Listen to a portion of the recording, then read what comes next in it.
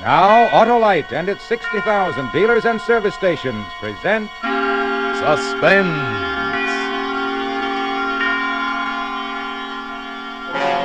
Tonight, Autolite brings you Mr. Ralph Edwards in Ghost Hunt, a suspense play produced and directed by Anton M. Leader.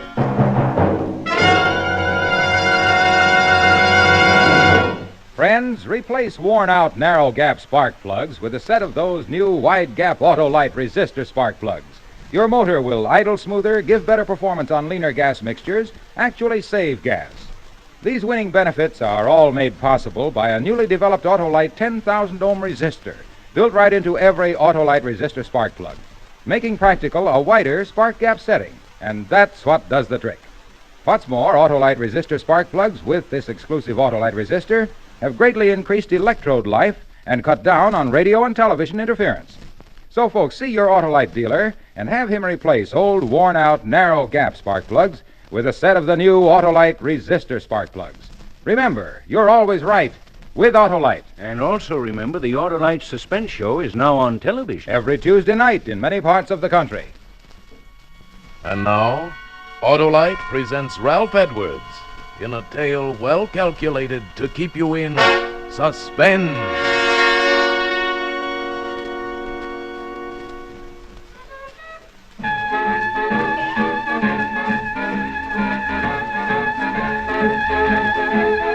Yeah, didn't that leave you high, huh? Left me feeling treetop tall. That was Louis Armstrong's I Can't Give You Anything But Love. And that's all we have time for on the Hot and Mellow Hour tonight. Yes, this is Smiley Smith, your favorite disc jockey. I hope, booting the Hot and Mellow Hour home for this evening. I'll be back again tomorrow night, minus the music, but with a little surprise for you. Tomorrow night, Friday night, as you know, is stunt night here at station WXP, and have I got a stunt for you. Last week, if you remember, I planted my wire recorder in the steam room at a lady's Turkish bath and let you listen in on the playback, remember? Well, tonight, as soon as I leave the studio, do you know where I'm going? Your friend Smiley is going to spend the night in a haunted house on a spook hunt. You heard me, a spook hunt in a haunted house. I'm bringing my little old wire recorder along with me, and if you tune in tomorrow evening at this time, you'll learn what it's like to spend a night in a haunted house. Ain't that something? Yeah, a real haunted house. No kidding. 4 people are known to have committed suicide there. So tune in tomorrow night and share a real thrill with your old pal Smiley, I must be crazy, Smith. Good night.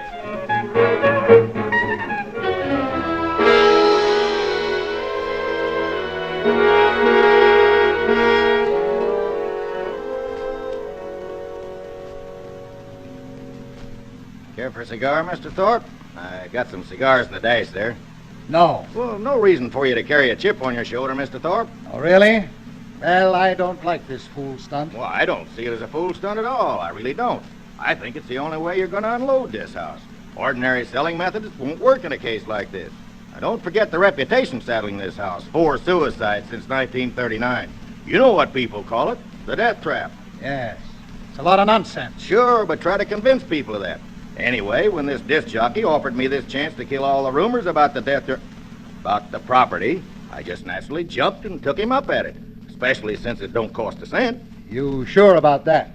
I'm not liable for a penny. Not a cent. We're doing him a favor, letting him use the place, he said. Thanked me for the chance last night when I drove him out here. So one hand washes the other, as the feller says. He got a chance to pull off a stunt, and the wire recording will prove the people the property's A#1, and we increase the chance of selling the place. Well, as long as it doesn't cost me anything. Not a thing. He's using his own recorder, and I'm paying for the rental of a couple of walkie-talkies he hooked up to it. Well, what about this, Reed? Does he charge anything? He comes gratis, too. Dr. Reed is a psychic investigator. Belongs to a couple of societies that do nothing but hunt ghosts. He showed me articles he's written about it in their magazine. Well, here's the house.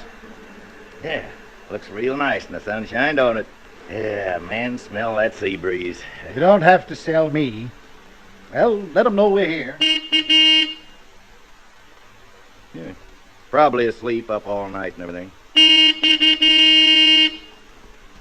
Why don't they come out? Do you think they've gone? Well, I told them last night I'd pick them up around 11. Smith! Smith! Hey, Smiley!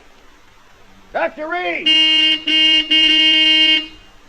Yeah, fast asleep, I guess. We better go in and wake him up.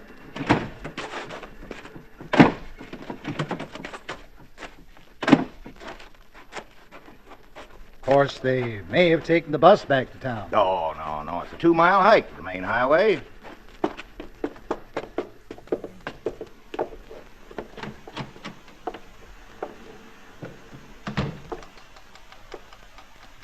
Smith! Hey, Smiley. Where are you? Wake up. You don't suppose, do you? Oh, no. Smith. Dr. Reed. What's that clicking noise from in there? Well, it's his wire recorder. He left it running. These machines cost a lot of money. Doesn't he care if he uses up his batteries? Well, where is he? And where's this Reed? Maybe they're upstairs. Smith! Hey, anybody home? They must have walked to the highway and taken the bus. Well, he wouldn't have left his machine. Well, where are they then? Where are they? Now, don't get excited, Mr. Thorpe. Don't tell me not to get excited. If something's happened to them in my house, I'm liable. Well, you try this side. I'll try that one. All right. Smith. Hey, Smiley. Smith. Oh. McDonald, come here. What? What it? Oh, no. Reed. Dr. Reed. No, don't touch him, Mr. Thorpe. You'll get your hands off. Look. Blood. Is he dead? I can still feel his pulse. We better get him to hospital fast.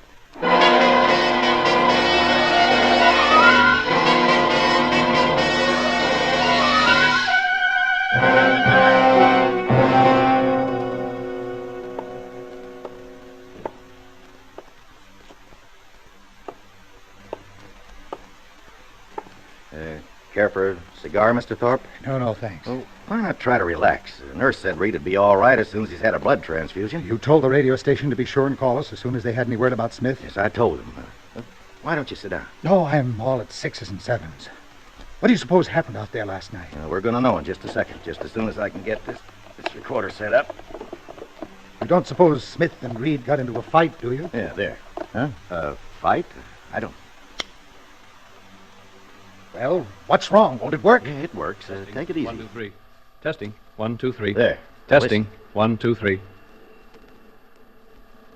All set, Dr. Reed? Mr. McDonald, eh? Okay, here we go. This is Smiley Smith speaking. Smiley Smith, the ghost hunter. I don't know whether to hope this will turn out to be a success for the sake of the program or a failure for my own sake. Anyway, all the preparations have been made now, and it's up to the spooks. I better tell you where we are. Right now, we're standing on the lawn of a house about 12 miles above Malibu Beach. The ocean is 100 feet away, straight down. The house is perched on a cliff, and there's a sheer drop of about 100 feet right into the old Pacific. Maybe you can hear the surf pounding. I'll turn up the volume. You hear it? Now, I'm going to have you meet two gentlemen who are here with me. Incidentally, we're the only people around for miles and miles. First, I'd like you to meet Dr. Clarence Reed of the British and American Psychical Research Guilds. Dr. Reed is a famous investigator of psychic phenomena, and I'm very honored to be associated with him on this ghost hunt. He's smiling in an embarrassed sort of way. You're much too kind, Mr. Smith. Dr. Reed has conducted experiments in this field with such great believers in spiritualism as Oliver Lodge and Arthur Conan Doyle. He looks a bit like Santa Claus. He's short, stocky. You don't object, do you, Dr. Reed? No, indeed. And he has a magnificent white beard, a truly great beaver. Dr. Reed is so enthusiastic about ghost hunting that he got out of a sick bed this evening to be with us. Excuse me. My lungs. Mm-hmm. I was gassed in the First World War. Yeah. Anyway, Dr. Reed and I are here on the lawn looking at the house. Can't see much. It's around, 11 p.m. now. Seems to be a rambling sort of house, 2 stories high. Since it was built, there have been 4 suicides here. Is that right? That's right. Now, into the mic, please. Yeah. 4 suicides since 1939. I better tell them who you are so they won't think you're a ghost. Standing with the doc and me is a real estate agent, Mr. Charles McDonald. He handles this property, and he can tell you a lot more about it than I can. Well, the house was built by a man named Marcus, Toby Marcus, an orange grower. Built the house as a wedding present for his wife. A month after they moved in, she took her own life. On the day of her funeral, he committed suicide the same way. There have been 2 other cases since then, and Did they all jump into the ocean? Yeah, all 4 of them, right over there. Yeah. The last one was actually seen doing it. About 3 years ago. He was seen running like all get out the edge of the cliff, and he was shouting and laughing and yelling as though there was people at his side running right along with him. You kidding? No, it's fact. He was laughing and yelling and running, and when he got to the edge, right over there, he jumped and never came above water. As good an argument against cold baths as ever I've heard. Since then, people just refuse to live in this house. Silly, I call it.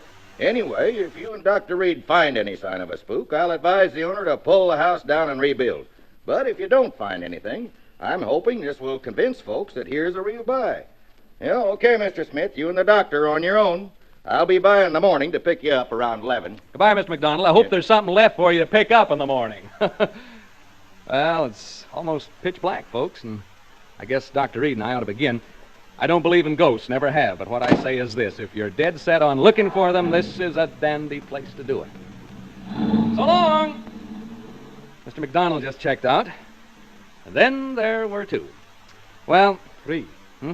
Oh, my dog, yeah. Folks, I have my dog, Jeff, with me. He's a wire-haired terrier, 3 years of age, and he can talk. Yeah, say hello, Jeff. Come on, Jeff, say hello. Come on.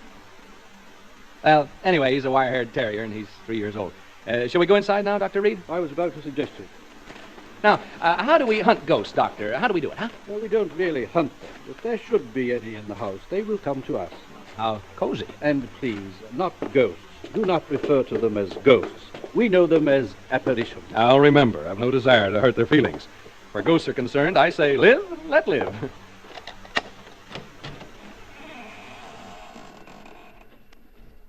Well, we've opened the front door now. Maybe you heard the hinge squeak a little. Now we're standing here looking in. Can't see much. Smells sort of musty and damp. What's the matter, Jeff? What's the matter, boy? Jeff! Oh, come on now, come on. My dog seems to object to entering this house. He has all 4 feet braced, and he's straining against the leash. Perhaps he senses something we don't. Like apparitions, maybe? Perhaps. It's not unusual. Animals lack the veneer of sophistication we humans possess, and are more sensitive to such emanations. Yeah, come on, Jeff. Now, stop this nonsense. He probably smells a mouse or rat or something. Come on, Jeff. We're going in whether you like it or not. Well, there's a short entrance hall, and over there at the end of it is a flight of stairs leading to the 2nd floor. Jeff! And over here at the left is what seems to be a large reception room. We're entering this large room now. There are windows over there, French windows, and through them I can see the ocean. The electricity hasn't been turned on, so all I have to see by is a flashlight, not a very powerful one at that. Dr. Reed is now adjusting his walkie-talkie. It's hooked up to my recorder so that he can cut in while he's hunting and tell us what he's found. Here's a few words from Doc before he sets forth on his investigation through the house. Ladies and gentlemen, Mr. Smith has introduced me as a ghost hunter. He spoke, I think, in a spirit of skepticism and levity. I'd like to assure you all that my purposes here are serious. I have spent my entire life seeking reliable proof of the appearances of apparitions. Have you ever seen any? Ever? I have seen phenomena which lead me to believe in the possibility of their existence, although I have never seen any. I account myself sensitive to the evidence of their existence. This house, for example, affects me profoundly. It doesn't seem to affect you in the same way. I'm not too happy about all this, if that's what you mean. You are not psychic, and therefore not sensitive to these matters as I am. I imagine the question in the minds of those of you listening to us is, shall we find apparitions? I don't know. But I feel they are here, and that they are evil. I sense danger. I shall soon know. Dr. Reed's leaving the room now to make a tour of the house. First thing I'm going to do is open the windows and let some fresh air in. Feels better already. Cooler anyway. I know that. Ow! What was it? A bat. A bat just flew into the room. I think it's a bat, not a bird. I didn't actually see it, just its shadow as it fanned my face. There it is again. It touched me as it passed. Jeff, come back here. Jeff, you fool dog, come back here. Dr. Reed. Dr. Reed. Dr. Reed!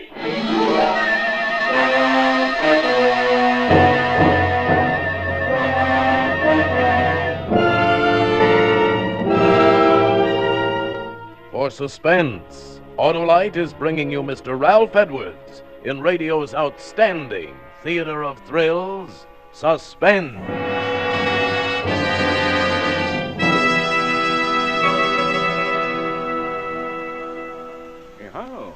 Hello, snap out of it. Huh? I'm reading a letter about the new wide gap Autolite resistor spark plugs, Hap. Oh? It's for Mrs. Clark Perry right here in Hollywood. She says our 1948 station wagon has given constant trouble. Finally, the garage man said all the difficulty was spark plugs, and he installed a set of Autolite resistor spark plugs. Now the car runs beautifully.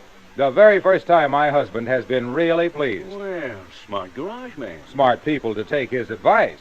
Hap, you know, as more and more people learn about wide-gap Autolite resistor spark plugs and how they make an engine idle smoother, give better performance on leaner gas mixtures, actually save on gas, why then more people will replace old, worn-out, narrow-gap spark plugs with sensational new wide-gap Autolite resistor spark plugs. Any more letters like that, Harlow? Plenty, Hap, plenty. Why, here's another one from New York City. Oh, read it to me later, Harlow. We haven't time because here's Suspense.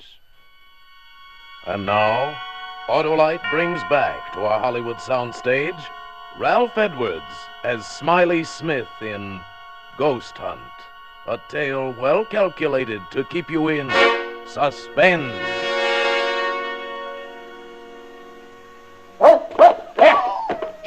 Jeff, come back here! Jeff, you fool dog, come back here! Dr. Reed! Dr. Reed! Dr. Reed! Reed speaking. What is it, Smith? Jeff has run off. My dog, he jumped through the window and ran off. Oh, so? I told you he sensed something about this house, didn't I? Yeah, you want to come and see if you can determine what it was exactly that set him off? Soon. I am making my way slowly up the stairs toward the second floor now. I'm halfway up. I'll be down with you soon. Folks, my dog's run away. You probably heard him howling. He jumped through the window and took off. Never did anything like that before. Frightened by the bat, I guess. Personally, alone here in this big room, I can understand how he must have felt. This isn't a cheerful spot by any means. I may not be psychic, but I sure have a feeling this house doesn't want us here. Read again. Excuse me. I have something of great interest to report. I'm now standing in an alcove on the second floor trying to recover my breath. As I reached the head of the stairs, I felt what I think is a definite psychic manifestation. I felt suddenly as though I had been punched in the solar plexus. That's the only way I can describe it. At the same time, I began to perspire. My head is still swimming slightly, and I have difficulty in swallowing. My pulse rate is around 110 in a minute. The sense of evil is very strong. I feel very, what shall I say, profoundly depressed. You want me up there? No, I prefer to remain up here alone. The presence of a disbeliever such as you might interfere with my investigation. Folks, I'd like you to get a picture of what it's like here. It's very quiet, for one thing. I've never been in such a quiet place. And it's pretty dark. No light except my flashlight. Tell you what, you go now and douse all the lights you have on. Go ahead, put out the lights, and that'll give you a clearer feeling of how it is here with me. Go ahead, put out the lights. Hey, did you hear that?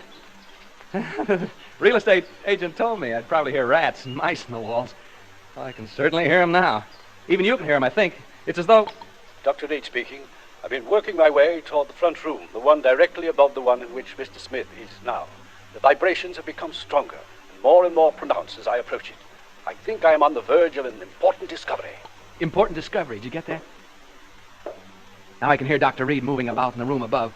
I don't suppose you can. Have a try anyway, huh? Hear him? I hope he finishes his investigation soon, because, quite frankly, I'd like to get out of here. I can well imagine people becoming unhinged in this place. Right now, I find myself pretty jumpy.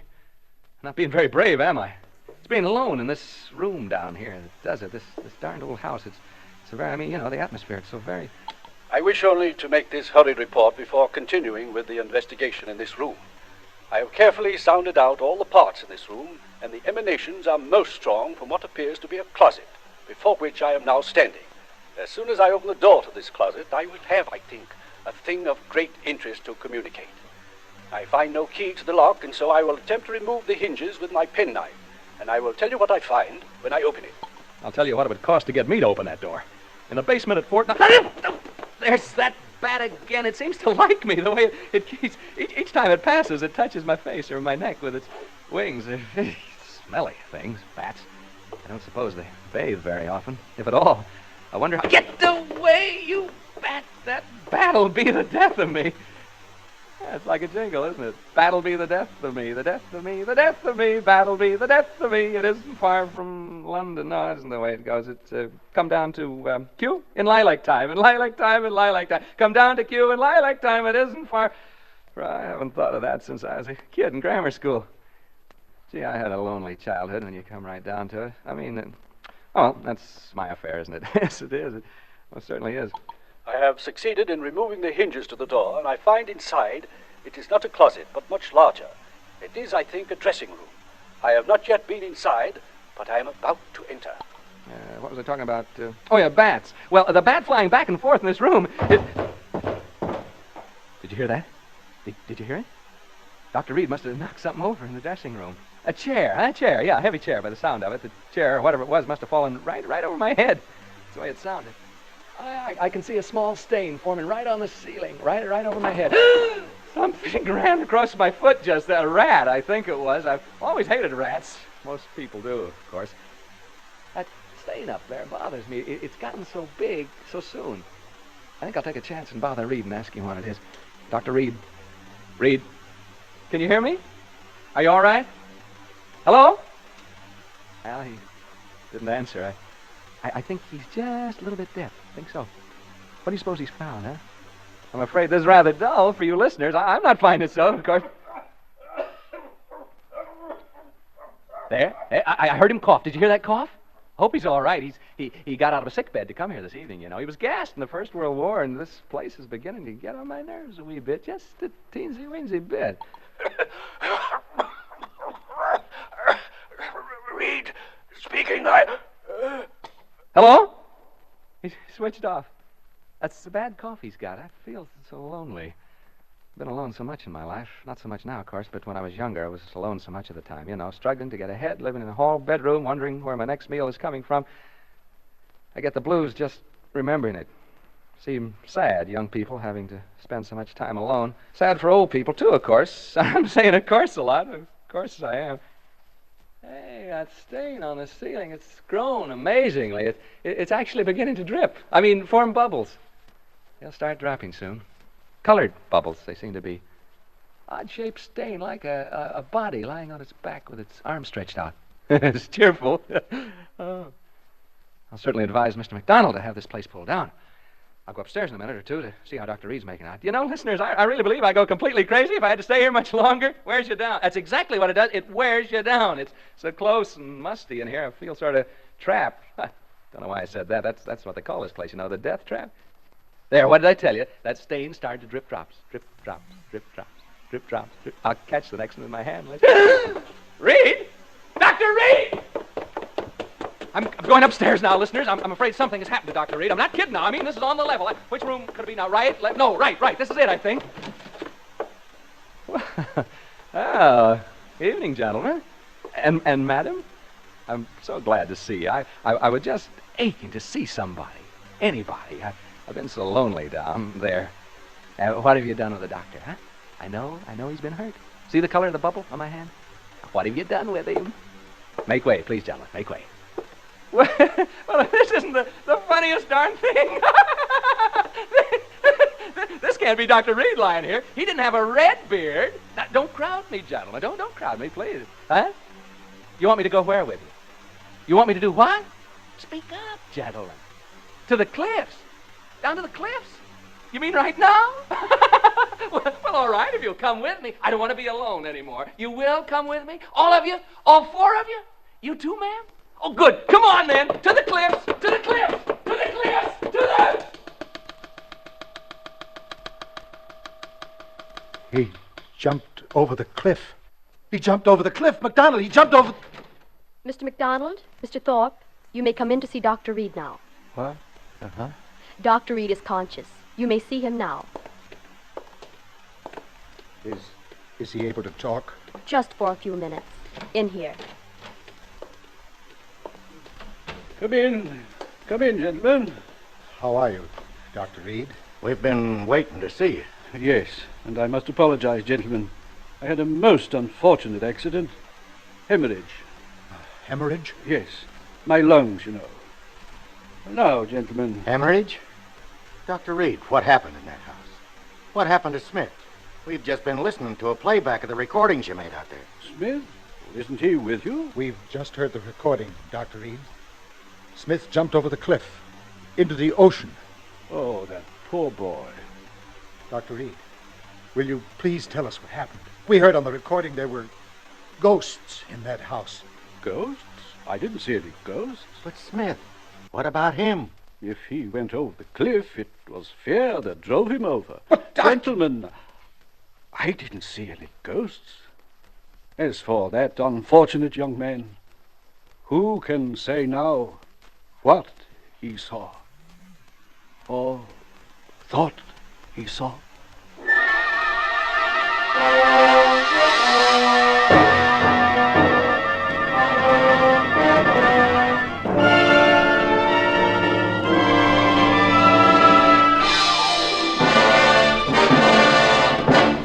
Thank you, Ralph Edwards, for displaying your versatility by appearing as guest star on Suspense.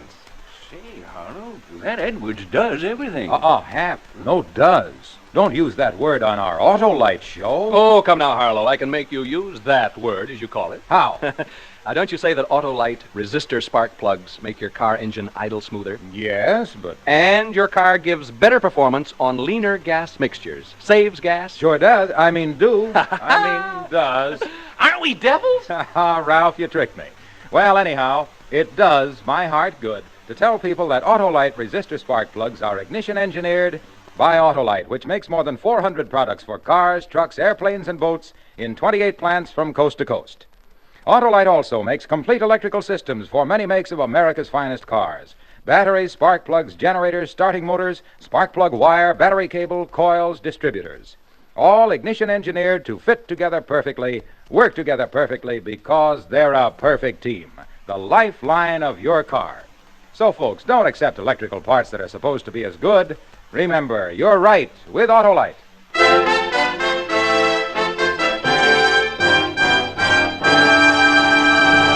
And now here again is Ralph Edwards. I want to thank Tony Leader and his great cast of actors for helping to make my appearance on Suspense a very pleasant consequence.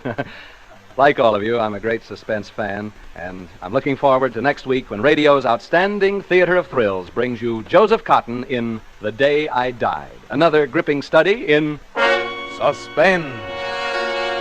Tonight's Suspense play was adapted for radio by Walter Newman from an original story by H.R. Wakefield, with music composed by Lucien Morawek and conducted by Lud Bluskin.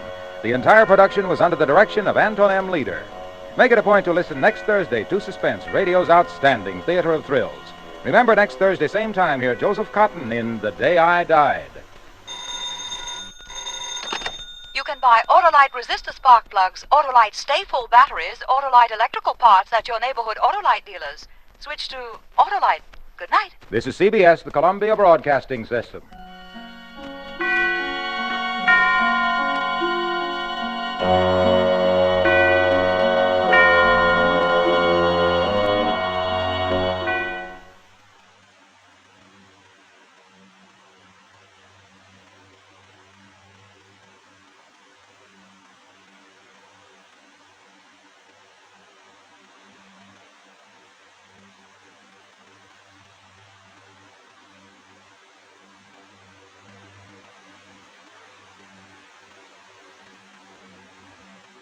And now, Roma Wines, R-O-M-A, Roma Wines present Suspense.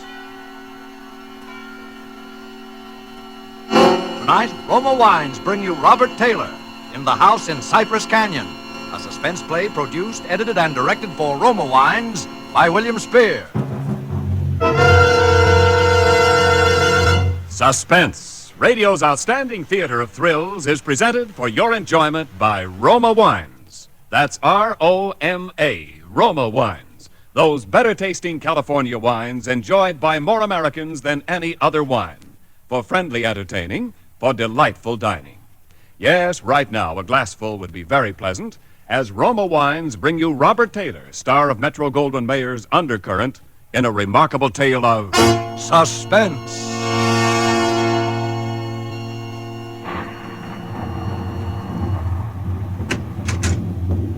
Merry Christmas, Jerry.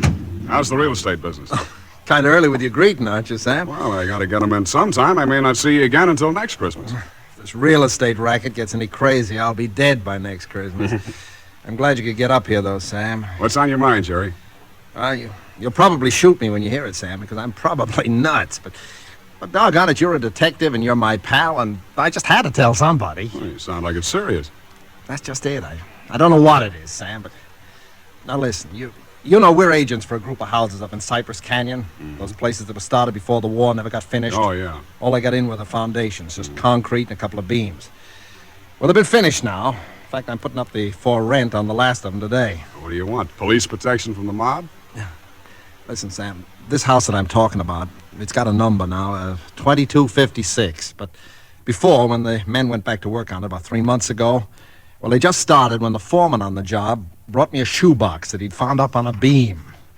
And this box had a manuscript in it, a story, kind of, all written out. Yeah. Well, he gave me the thing. I read it. I didn't think much about it. I put it in my desk. But the other day, when I happened to drive by there, I saw the number on the house and what the house looked like. I thought of this manuscript. Well, I don't like it, that's all. There's something funny about it. What's funny about it? Well, mind you, this thing was found in an unfinished house in Cypress Canyon. House that was only just started building. All right. Well, listen, Sam, I want to read it to you if you got the time, and you'll see what I mean. All right, shoot. Well, here's how it begins.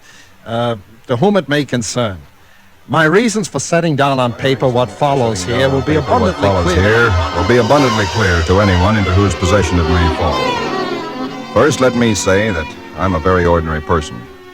My name is James A. Woods. I'm 35 years old. By profession, a chemical engineer. My wife, Ellen, was a school teacher when I met and married her in Indiana 7 years ago. There's nothing in the past life of either one of us to suggest remotely any cause or reason for the dreadful thing that has invaded our lives. Our married life has been in no way different from that of millions of other average, reasonably happy, and congenial families. 3 months ago, I was ordered by my firm to take charge of a rather minor project in Los Angeles, Hollywood to be exact. The order was a sudden one. There'd been no time to secure accommodations, and conditions being what they are, the inevitable result was that until day before yesterday, we'd been living in the cramped quarters of one of those characteristic California motels. Needless to say, most of our spare time had been devoted to a search for something more permanent and comfortable, but the fruits of these efforts had been, financially and in every other way, a geometrical progression of discouragement. Until last Saturday afternoon, only 4 days before Christmas. We were driving into town on our way to a movie when Ellen saw it. Jim, look!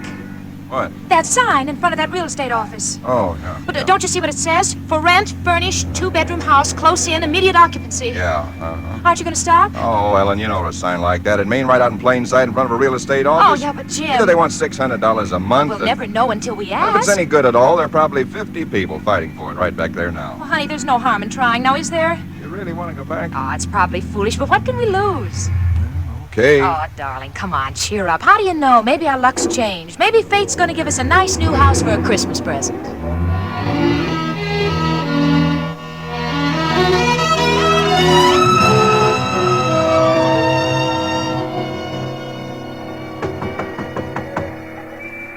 Come in.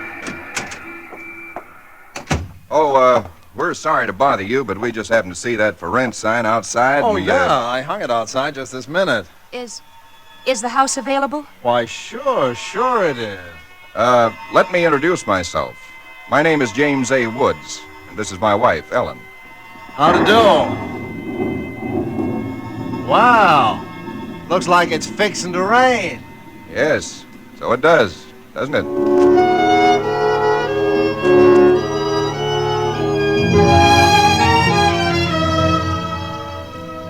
Well, it was one of those things. The real estate agent had just been authorized to rent the place by mail that morning, and he'd hardly had time to look at it himself and put up his sign when we drove up.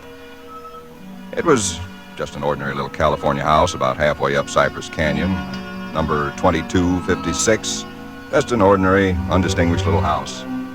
The agent didn't know much about it. Construction on it had been stopped by the war, and it had just been completed and furnished lately. Been vacant while somebody's estate was being settled, and now it was owned by a bank in Sacramento. Of course, we didn't Got care this about key in all the that. mail along with the authorization to rent. Only one there is. Of course, you can have duplicates made.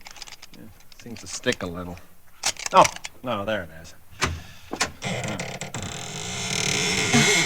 Doesn't sound as though that door had ever been opened. Well, a little oil on the hinges will fix that all right. Oh, sure. Now here's your living room. Furniture's a little dusty, of course. You gotta expect that. It's good furniture, though, you see? Benson Brothers. Yes, Now, over here's a little den. Panel, you see? Radio, fireplace. Really a very attractive little room, particularly for a man. Uh-huh, yep. Now, the bedroom's off the living room here. Everything's all on one floor, you understand? Uh-huh. It's quite nice, I think. Yes. You can see you get the morning sun here. There's a view of the canyon through these front windows. You got prospect. That's about all there was to it. It wasn't the best place in the world. It was small and badly built, but what would you have done? We took it with as little inspection as that. It was the Saturday before Christmas. And the very same evening, we were struggling up the steps from the road with suitcases and boxes and armloads of clothes and all the endless bric-a-brac that people collect and never know they have until they move. Ellen began unpacking, and I began moving things around and taking the worst of the pictures off the wall, doing all the little things that everybody does when they move into a new place and try to give it something of their own. Don't be such a sourpuss. You know, it's a roof over our heads for Christmas. That's more than we ever thought we'd get, isn't it? Now, what in the world are we going to do with those two pictures? Why don't we just leave them where they are? Jim, we can't. They're too awful. Well, all right, put them in the closet then. I can't. Both the closets are jammed full. No, I mean the other one in the little alcove off the den. At least there's a door there. I suppose it's a closet. I don't know. If that isn't a commentary on the housing problem, huh? A woman moving into a house without even knowing where all the closets are. Take the pictures down, will you, honey? Bring them in here. Okay. Guess you'll have to help me with this door. I can't get it open. Let me see it. Well, of course you can't, silly. It's locked. Where are those keys we found on the desk? Here they are. No, not this one. Sure, this one won't work. No, feels like an awful solid door for a closet. Oh, and that's one solid door in the house. Well, this one won't do it either. Well, we'll just have to get a locksmith up here on Monday. I'll put the pictures behind the desk, okay? Yeah, all right. Jim, if you could just help me move this armchair, huh? Oh, Ellen, will you let it go until tomorrow? You know what time it is? Oh, but honey, I'd like to get the place looking just a Yeah, little but it's bit. almost midnight. In fact, it's exactly... What was that? Tomcat, I guess, out in the brush somewhere. Sounded near. Hope that doesn't go on all night. There's much we can do about it. Come on, Ellen, I'm dead tired. All right, Jim, all right. Where'd you put the toothpaste, honey? It's right in the medicine cabinet. Oh, yeah. Jim, we ought to get some firewood tomorrow. You know, a fire in that living room would make all the difference in the world. Can't. Sunday. Well, Monday then. Jim, I think red curtains are what we need, don't you? Mm-hmm. You know, just at least for the living room. Anyway, the ones in there now have just got to come down. Yeah, I suppose they do. What do you think of red? Well, I guess it's all... Jim. Some tomcat. Jim, it sounded in the house. Now, how could it be in the house, Ellen? We've been over every inch of the house. Except the closet. Now, how could a cat or anything else be in a closet that's been locked up for over a year? I don't know. It's probably under the house. A wildcat or mountain lion or something. I hear they have them in California. Jim, I don't like Well, it. neither do I like it, but there's nothing we can do about it tonight. Well, maybe we ought to call somebody, the police or some don't neighbor. be silly, Ellen. You act like a kid. Come on, let's go to bed, huh? All right, I suppose it is silly. Jimmy, did you lock the door? Yeah. Can I turn out the lights now? Yeah. All right. Good night, Ellen. Sleep tight. Good night, Jim.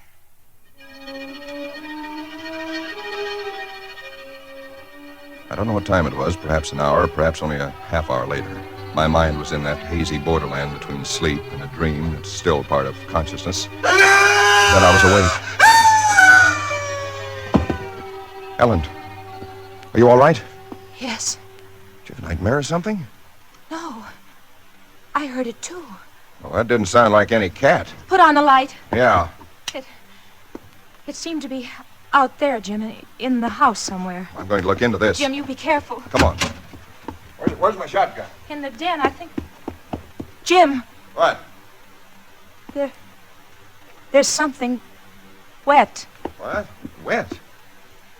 Running from under the closet door. Sticky. Hey, Ellen, don't touch it. I had to. Jim, it's blood.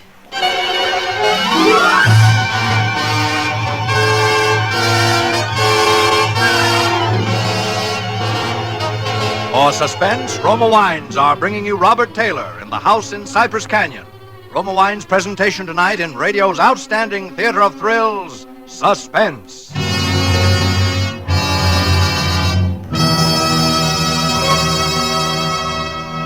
Between the acts of Suspense, this is Ken Niles for Roma Wines. These days before Christmas are busy ones indeed, yet smart hostesses everywhere find time for shopping and distinguished home entertaining later. The secret? Magnificent Grand Estate wines. Presented by Roma, America's greatest vintner, Grand Estate wines add distinction to your hospitality on a moment's notice. Make your holiday welcome, effortless, and in perfect taste. The brilliant clarity, full fragrance, and mellow taste of Grand Estate wines please discriminating people everywhere. For Grand Estate wines, limited bottlings by Roma, are born of choicest grapes, then patiently guided to superb taste richness by Roma vintner skill, necessary time, and America's finest winemaking resources. Delight your guests with Grand Estate California wines. For entertaining, medium sherry, ruby port, or golden muscatel. For dining, Burgundy or Sauterne. So insist on Grand Estate wines and enjoy the crowning achievement of vintner skill. And now, Roma Wines bring back to our Hollywood soundstage Robert Taylor as James A. Woods, with Kathy Lewis as his wife Ellen, in the house in Cypress Canyon. A tale well calculated to keep you in suspense.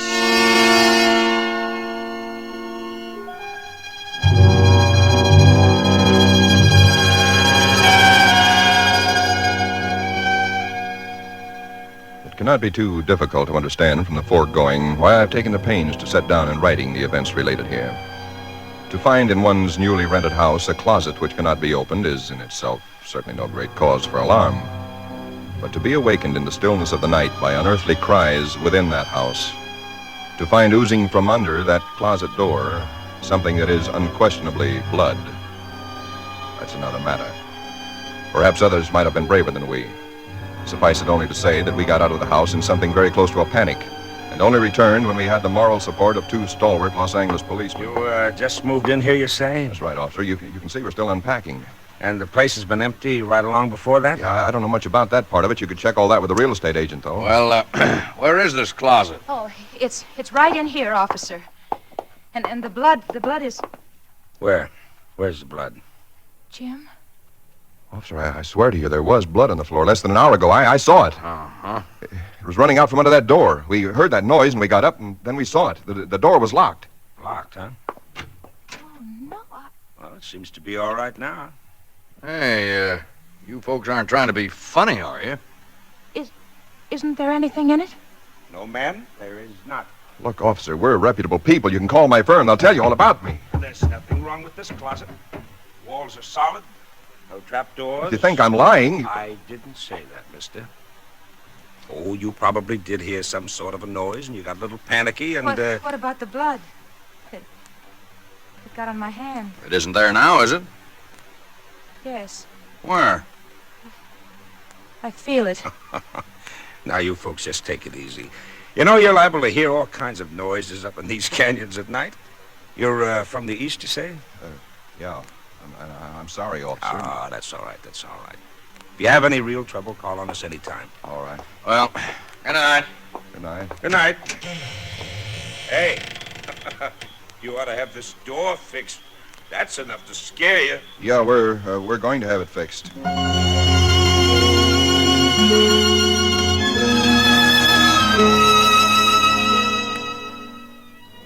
We didn't say much about it after that. There wasn't much that could be said. The next day, I went down to a lot and bought a little Christmas tree and some trimmings, and we tried to pretend we were cheerful, but there was an uneasiness between us that had never been there before. Ellen seemed tired and listless. Several times during the day, I noticed her washing her hands with a brush, scrubbing the one that had touched the blood. That night, we each took a sleeping pill and went to bed.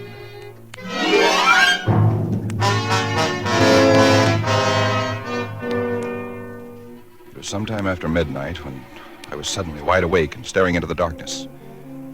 In some way, I knew at once and instinctively what had awakened me. Ellen was not in her bed nor in the room. The nameless thing I feared gripped at my heart until I could scarcely breathe. I opened the bedroom door and started through the house, putting on every light that I could find. There was not much to search, but I searched thoroughly. The living room, the kitchen, bathroom, den, even the garage.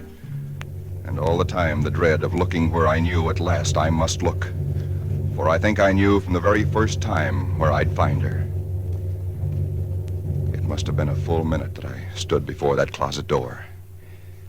Then I opened it.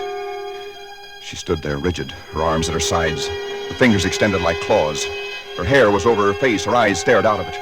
Her lips were drawn back in a grin like an animal at bay. For a moment I was frozen with the horror of it. I stretched out my hand. Very deliberately, she turned her head and sunk her teeth until they met into the flesh of my forearm. I'd raised my hand to strike at her, but already she'd relaxed her hold and gone utterly limp. She would have fallen unless I'd caught her. I carried her into the bedroom and laid her on the bed. Strangely, at that moment, my only thought was how I might revive her. Until I saw that it was not a faint, but a sleep that she'd fallen into. Sleep as deep and heavy as though she'd been drugged. And so I left her. But for me, that night, there was no sleep.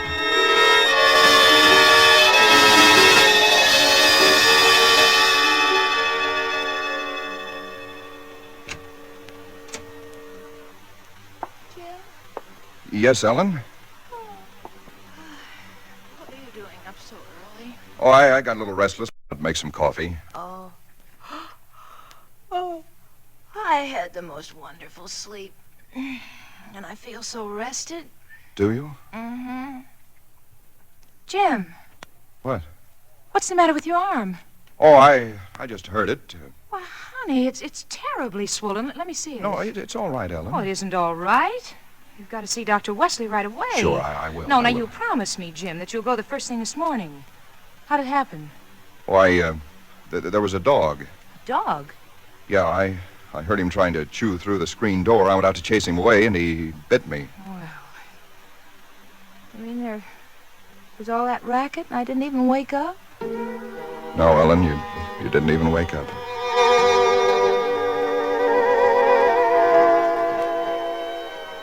It was clear to me that Ellen knew nothing of what had transpired the night before.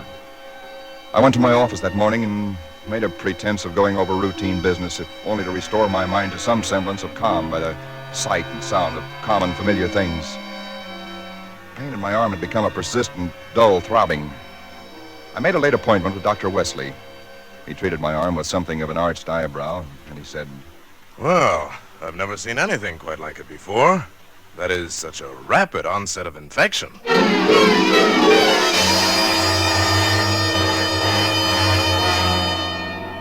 It was dark when I left his office. I hadn't realized it was so late. Driving home, my car seemed sluggish until I saw the needle on the dashboard and realized that I was pushing it to the utmost of its speed. I was racing home to prevent something before it was too late, before the darkness had conspired against me. For somehow I already knew with certainty that it was the darkness and the night that I had to fear. The curves of the canyon seemed endless. And then the cold fear leaped up inside me. My house, too, was dark. I went slowly up the stone steps from the road, looking, praying for some sign of light or life. There was none. The house was empty. Ellen was gone. I looked with the same self-torturing thoroughness, and in that closet first of all, knowing as I did so that it was hopeless. And so, alone in that empty house, I waited, powerless and helpless now, deadened in thought and will, empty as the house itself, save only for the overwhelming sense of a terrible foreboding. For some time in the early hours of the morning, I snapped on the radio, shortwave. Why? Surely a minor question now. I only know that I did. And then I heard it. Car 58, car 58, go to Laurel Canyon, the 4000 block. A report that a man has been injured or attacked. Condition thought to be critical. Ambulance will follow. That is all. I was there almost before the police, edging my way through the little crowd, staring down at the man lying there in his white uniform under the streetlight. Yeah, the milkman, poor guy. I heard him scream, but when I got here, just like this. All right, stand back, stand back. Please stand back. Well, you again. I heard it on the radio. I lived just down the road. Yeah, I remember. What happened? Well, take a look. Maybe you can tell us. He was dead. And he was lying on his back. And his throat had been torn out, as though by the fangs of some wild animal.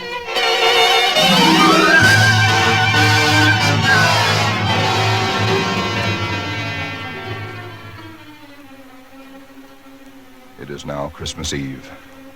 Or rather, Christmas morning, for it's a little after midnight. I've been waiting here in the stillness of this empty house for nearly 24 hours, waiting for the end. Already once tonight, I've heard that dreadful wailing cry somewhere in the hills. I've nailed up the closet door, but that I know is childish and useless. My arm is horribly swollen and turning black, but that's nothing. It's another end that I foresee, as surely as other men foresee the rising of the sun. I hear the cry again. It's nearer now. I shall leave these notes in a sealed envelope and put it in a shoebox, in the hope that someone will give credence to these dark and terrible events, if indeed such nameless horrors can ever yield to mortal understanding. As for myself, I feel no longer any fear or even sorrow. Only a desire that the end and the thing that I must do may come soon. And it will be soon, I know. Yes, for there is someone at the door.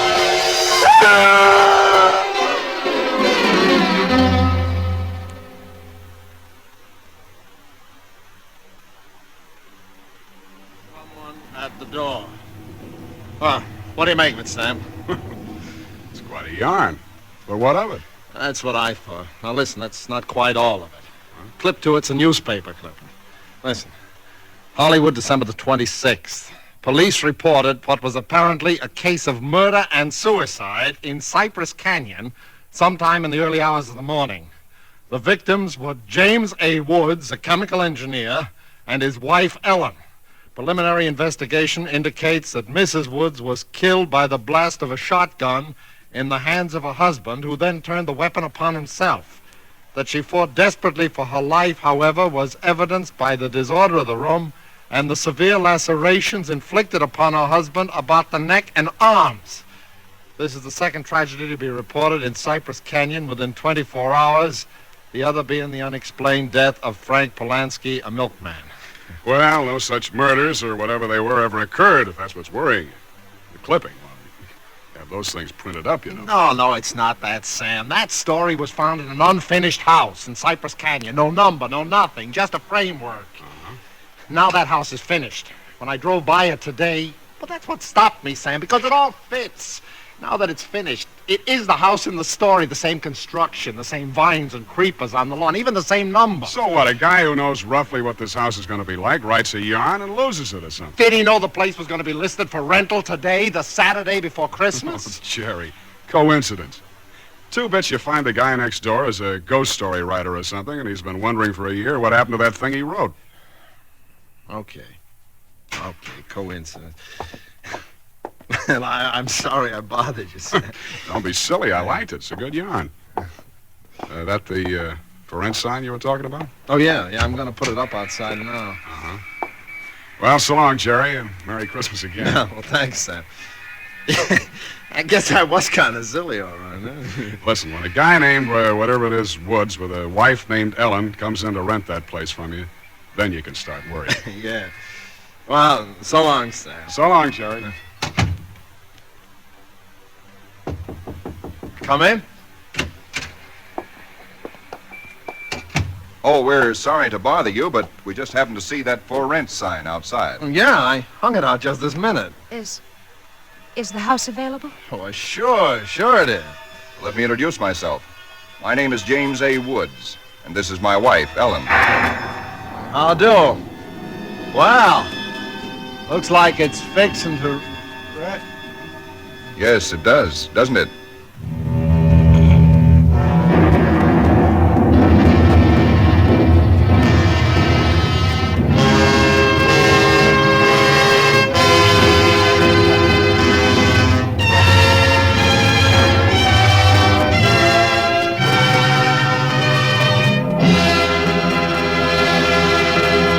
Suspense.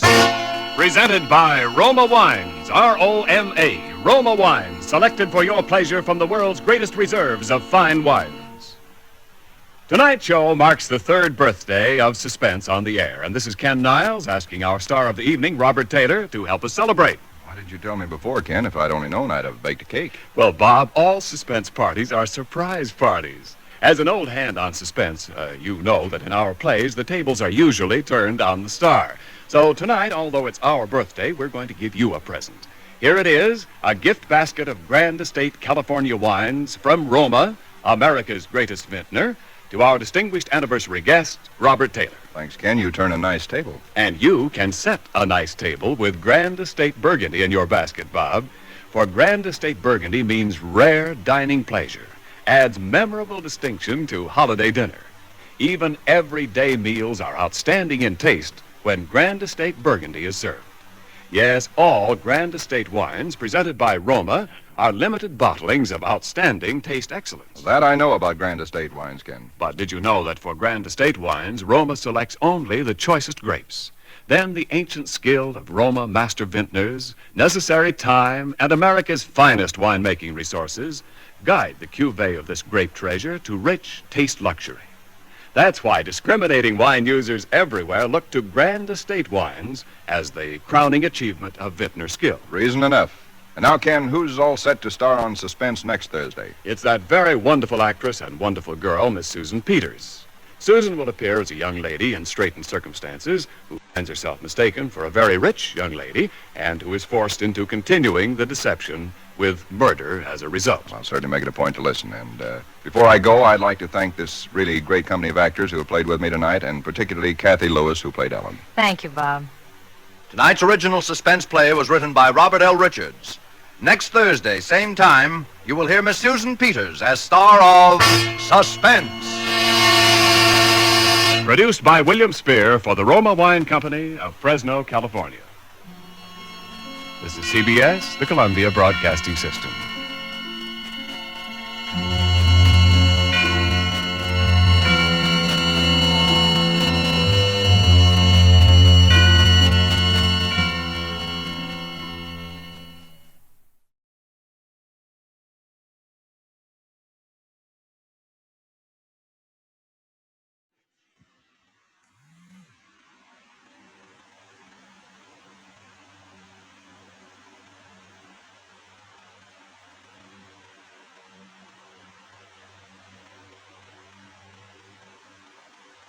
And now, a tale well calculated to keep you in suspense. Standing alongside the 5-year-old station wagon was a woman. A woman. The woman. But the woman wasn't his woman. In just a moment, The Man Who Knew How to Hate, starring Joan Loring and Leon Janney, and written especially for Suspense by Walter Black. The lively crowd today agrees. Those who think young say Pepsi, please. They picked the right one, the modern light one. Now it's Pepsi for those who think young. So go ahead and pick the drink that lets you drink young as you think. Yes, get the right one, the modern light one. Now it's Pepsi for those who think young.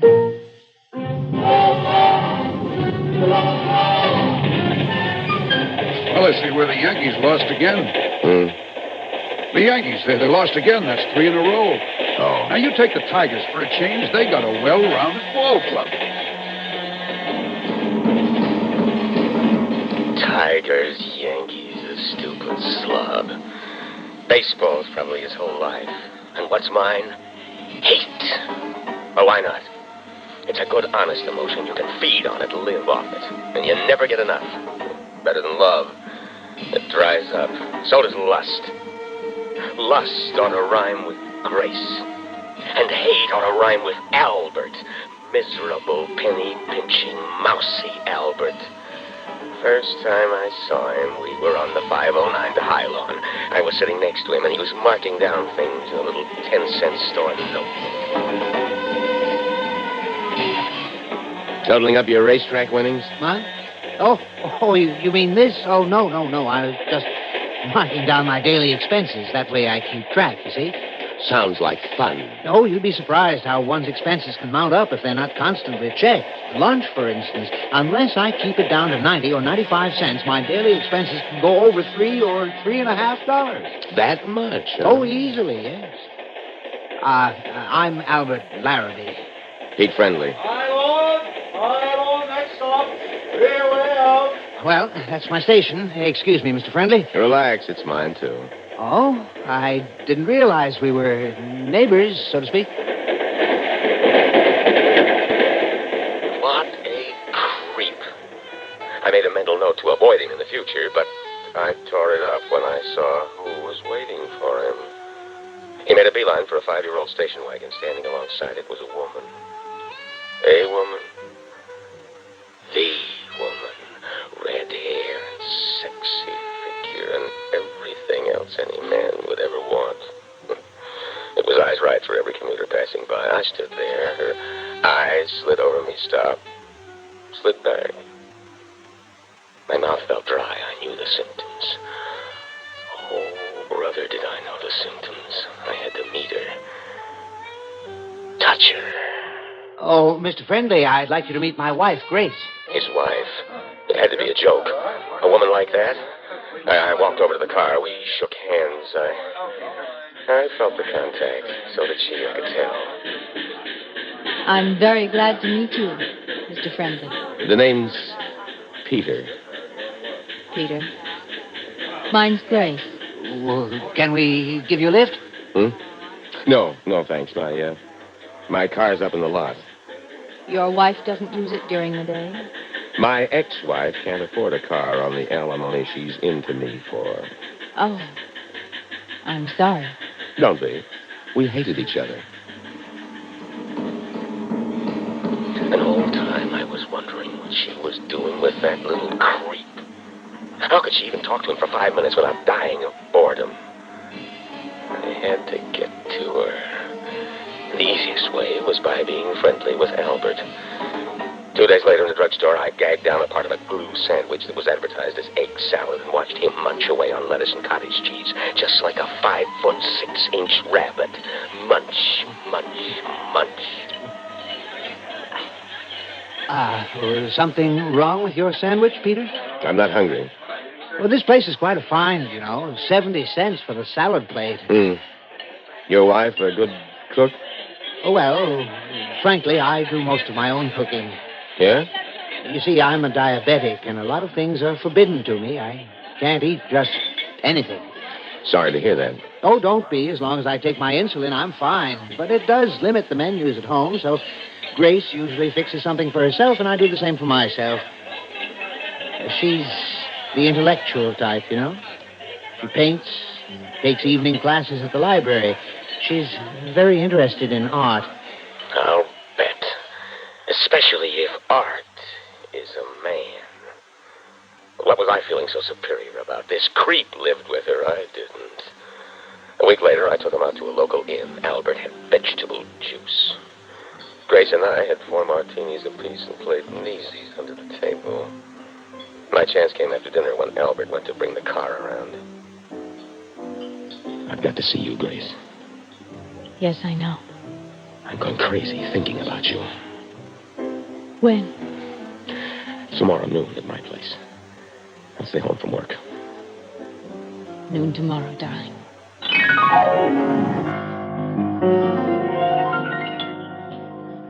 Noon, my place. It took the hands on my mantel clock an hour to travel from 11:55 to 12. Up to then, waiting and anticipating was almost fun. From 12 I'll know it was murder. 12:05. 12:07. Something had happened. 12:12. She wasn't going to show. The creep had stayed home, maybe. Maybe she hadn't meant it last night. Maybe she'd forgotten. Maybe she had another sucker on the string. Maybe...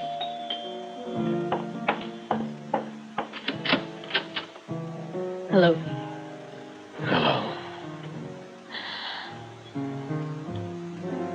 Oh. I knew what the first one would feel like. I just imagined. Well? Truth is greater than fiction.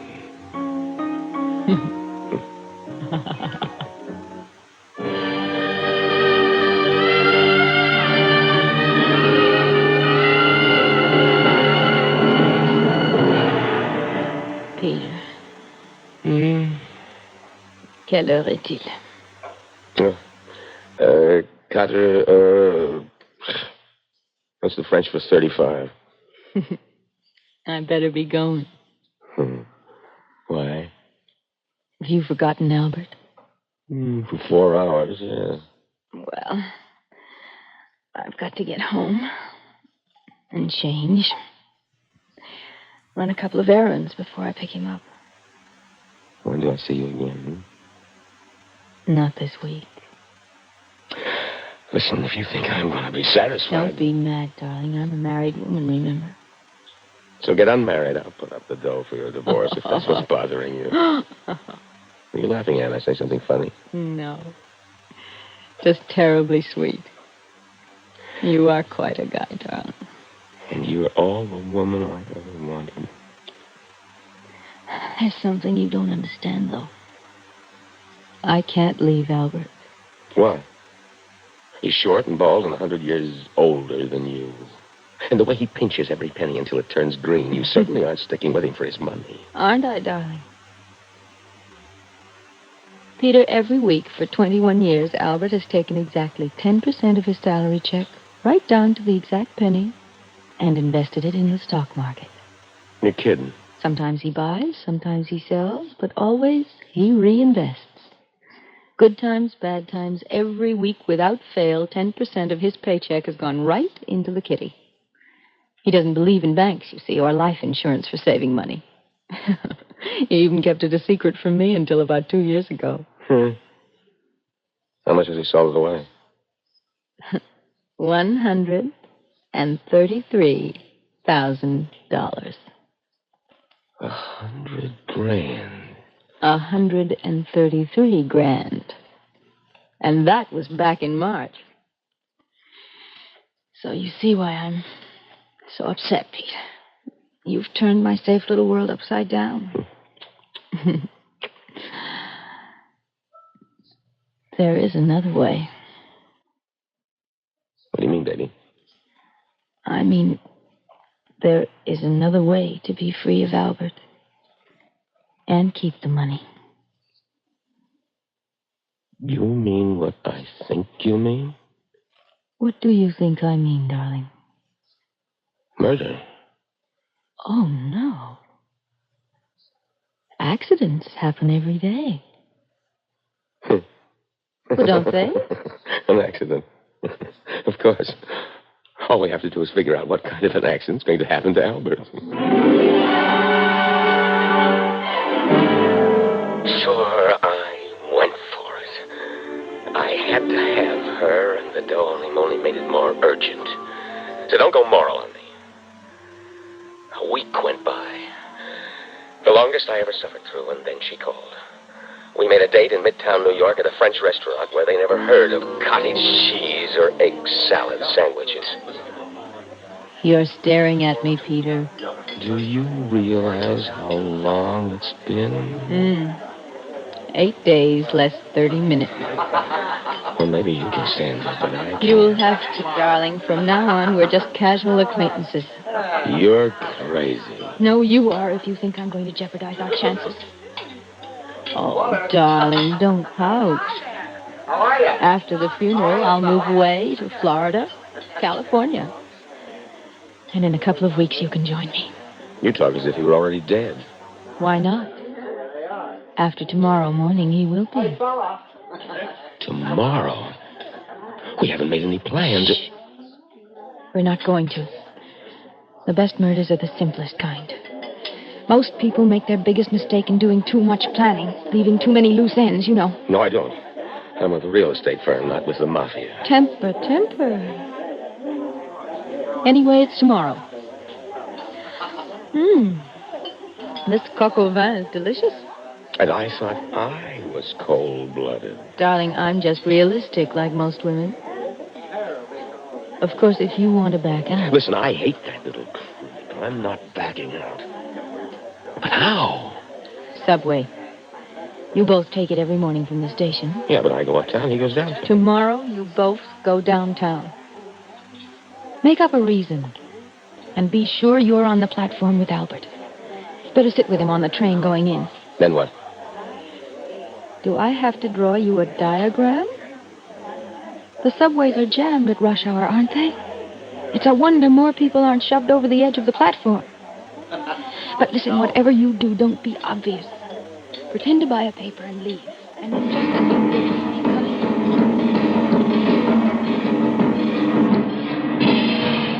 I don't think it's quite as crowded this morning as usual. How could it get more jammed?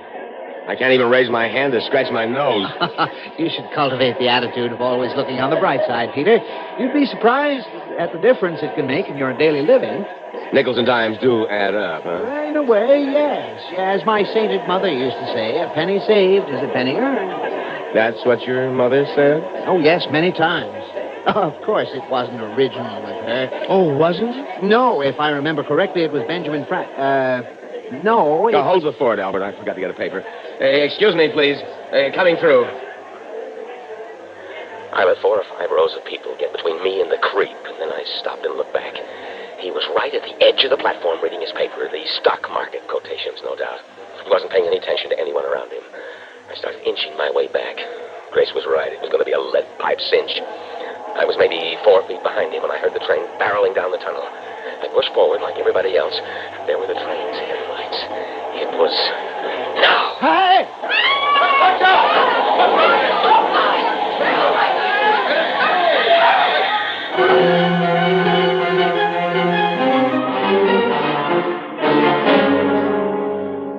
The simplest thing in the world, and you botch it. I did everything just the way I was supposed to. It's not my fault the train stopped in time. Yes, it was.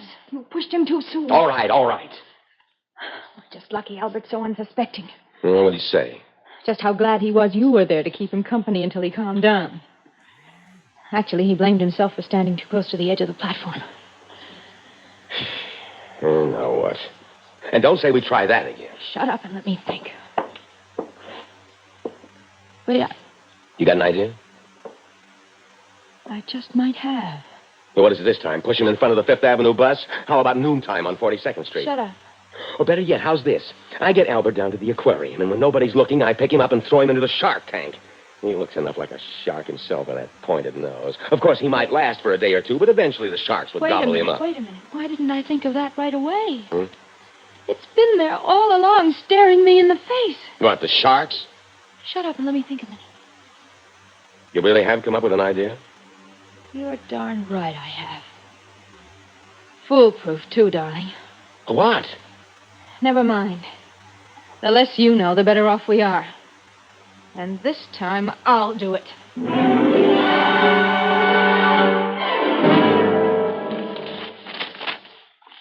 Oh, by the way, Grace, dear, I spoke to Mr. Thatcher today. How is old Fatso? As a matter of fact, he did speak of going on a diet. Bully for him. But we were talking about my vacation. I get 3 weeks this year, you know, so I asked him for the first 3 weeks in August. That's satisfactory with you, isn't it, my dear? Why not? Oh, 10 o'clock. Time for your insulin, Albert. Oh, so it is. Oh, could I impose on you, my dear? I'm rather tired. Of course. You just sit and relax. Thank you, dear. Oh, by the way, shall we go to that same hotel again? It was most restful. Doesn't matter. Anything you say. Although we might try the seashore as a change, even if I do sunburn too easily. Your vacation, Albert. You make the decision. Here. Oh, you filled the hypodermic, I see. That's very thoughtful of you. There you are. Did you inject it all? Every last drop, my dear.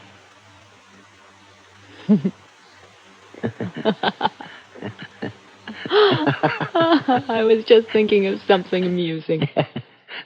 What an odd coincidence. So was I.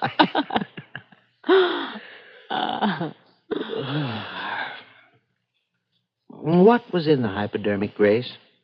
A saline solution, I should imagine. What? What are you talking about? Oh, come. No more games. It was a saline solution, I'm sure. Water alone isn't efficient enough. I should go into a coma within the hour, if you're wondering. Albert, I don't know what you're talking about. And I should about. be dead sometime before, say, 6 in the morning. Why are you talking this way? I don't know what you think I've done. Don't you, Grace? The police will tomorrow when they play the tapes I've sent them. The tapes? Albert, what are you talking about? Briefly, and to the point. You and Mr. Friendly. Mr. Friendly? White mouse I may be, and to some even a creep. What? But no one has ever accused me of being deaf, dumb, and blind. What are you... I know you, Grace. I can read you like a book. A nasty, dirty book. Albert, what... I know why you've stayed with me. I know what you think of me. Odd, isn't it, that you've never known what I think of you? Albert, I thought we... Spare me. I've loathed you for a long time. I've loathed you for your mean little soul and your petty mind and... You... Yes, for your beauty, which was never mine. And I think I've loathed you most of all because I still loved you. Albert? I've had private detectives working for me since the day you first set eyes on Mr. Friendly. You... They're the ones who, what's the expression, bugged his apartment. Oh, very interesting listening, Grace. Of course, I must admit the subway was a surprise, and so messy, too. I knew you'd revert to this. Oh, Albert. You're even attractive when you cry.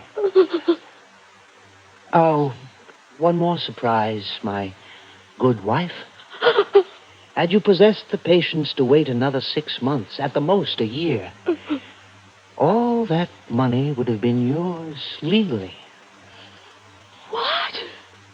My last little secret. You thought I'd been going to the doctor only for diabetes? Alas, no. Cancer. Dread word, isn't it? We discovered it 2 years ago. Oh. No, I haven't suffered any pain yet. I'm told that comes only in the final stages. Oh, that's what I couldn't face. Oh. So, thank you very much for your assistance. Albert, couldn't we just once more try to... No, we couldn't. Now, would you leave me alone? The condemned man is supposed to get his last wish, and mine is really quite simple. I don't want to look at you again. Never.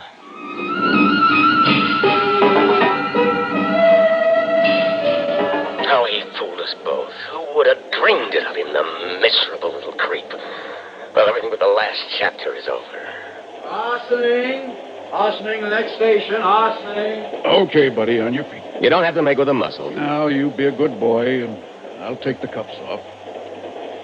Let's go. So that's how it ends for me, in a cell in Sing Sing. That white mouse Albert must be laughing his head off wherever he is. And I thought I knew how to hate.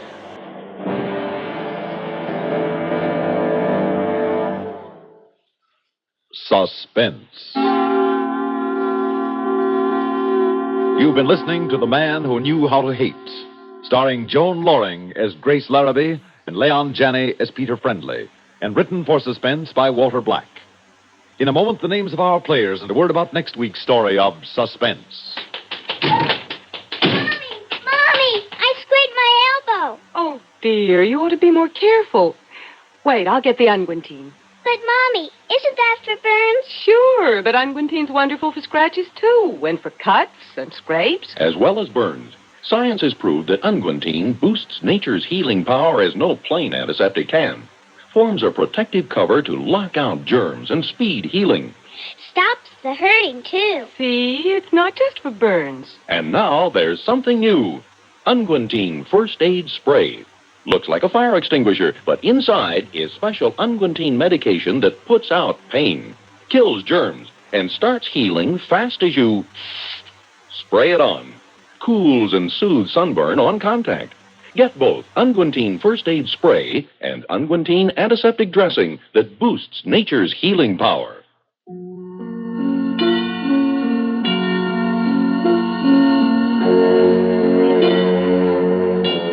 Suspense is produced and directed by Bruno Zerato Jr.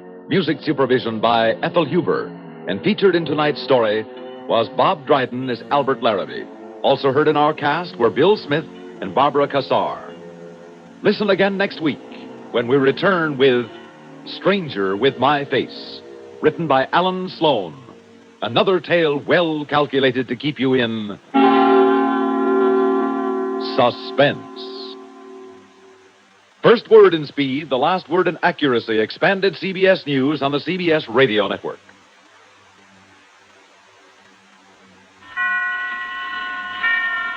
Roma Wines presents Suspense.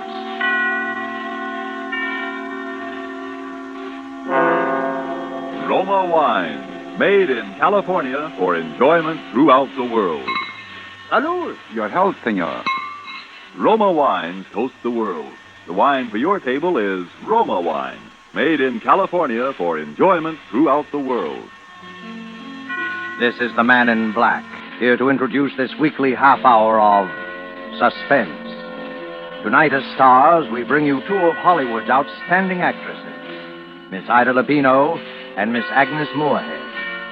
And so with the remarkable tale of the sisters, and with the performances of Ida Lupino as Lydia Haskell and Agnes Moorehead as Ellie, Roma Wines again hope to keep you in suspense.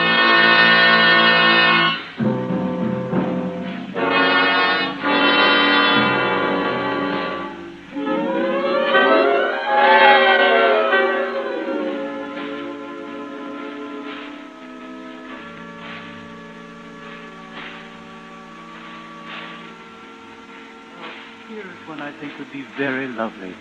It has a far superior lining, pure silk, much heavier than the others we've looked at. You care for this one, Miss Haskell? Oh, yes. That's very nice. But I believe I'd like to see something perhaps even a little better. Of course. If you just step over this way, Miss Haskell. Now here is an exquisite casket. It's something that really does honor to the departed. Yes, it's beautiful.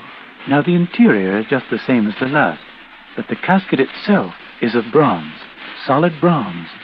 Well, won't that be rather heavy? Yes, but not too heavy. Will there be 6 pallbearers? I don't know. Well, it doesn't matter, really. 4 men can carry this very easily. Very. Miss Haskell, I want you to notice the floral design here.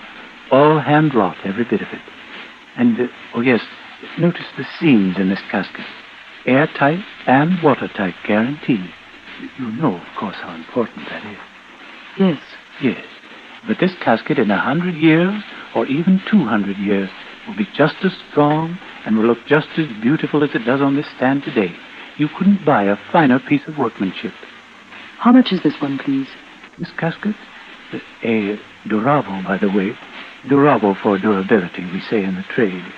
This casket is priced at, at $775. But we can't bring back the deposit.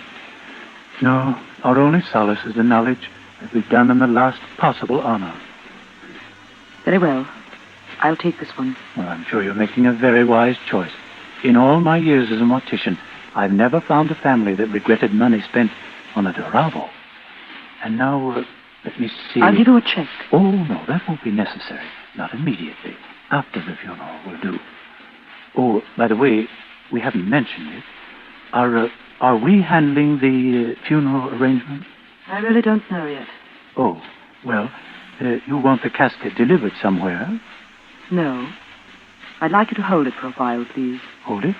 But, for how long? For 3 weeks. 3 weeks? I don't understand. Who is the party, the deceased? Who is this casket for? It's for me.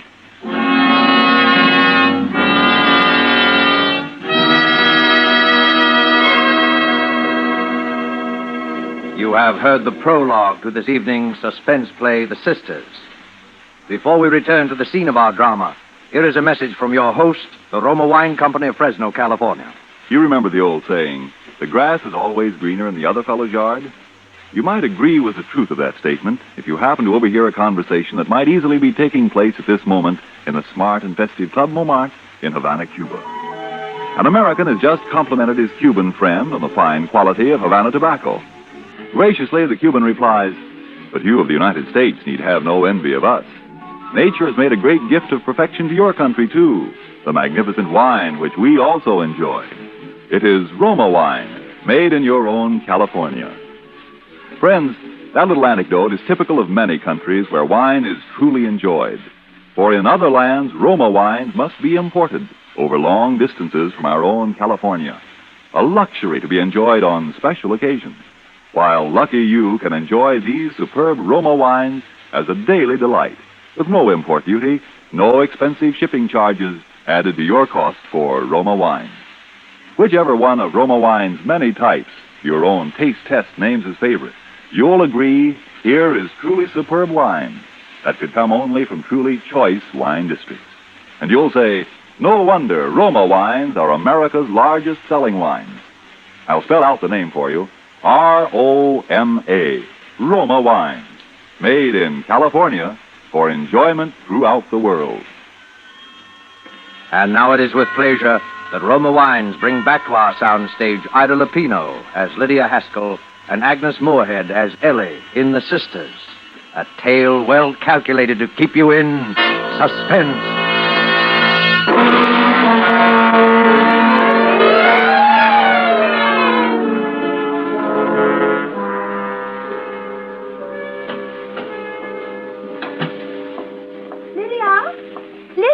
I thought I heard you come in.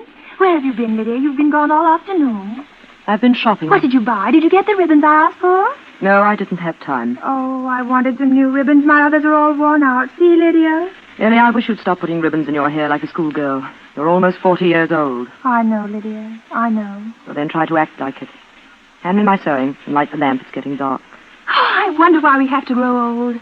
Wouldn't it be wonderful if we'd always stayed young like we used to be? Oh, Lydia, remember when Mother used to send us to school with our ribbons matching and our dresses matching, and at the end of the day, no one would even guess we were sisters because I was always so mussed and you were always so clean? Oh, I wish we were young again, Lydia. Stop talking nonsense, Ellie. It is nonsense, isn't it? Oh, the doorbell rang while you were out just before you came home. You didn't answer? Oh, no, you told me never to answer. I just looked out of the upstairs window. Did you see who it was? Oh, yes. It was a man, a rather big man. He rang a long time, and then he went away. Well, he didn't see you, did he? Oh, no. I just peeked ever so carefully from behind the curtains. Then I came down here and watched him going down the walk. You came downstairs? Yes, I told you never to come down those stairs when I'm not in the house. It was all right, Lydia. I held on very tight to the banisters all the way, and I didn't once look down the stairwell, so I didn't get dizzy, and I didn't want to jump. Well, don't do it again. It was just that I was lonely. I didn't think you were ever coming home. Lydia, you didn't tell me what you bought. Oh, a Duravo. What's that? What's a Duravo? Don't ask so many questions, Ellie. All right. Lydia, I think I'll sew, too. I could fix up one of these old ribbons. May I, Lydia? Yes, so. It'd be good for you. Thank you.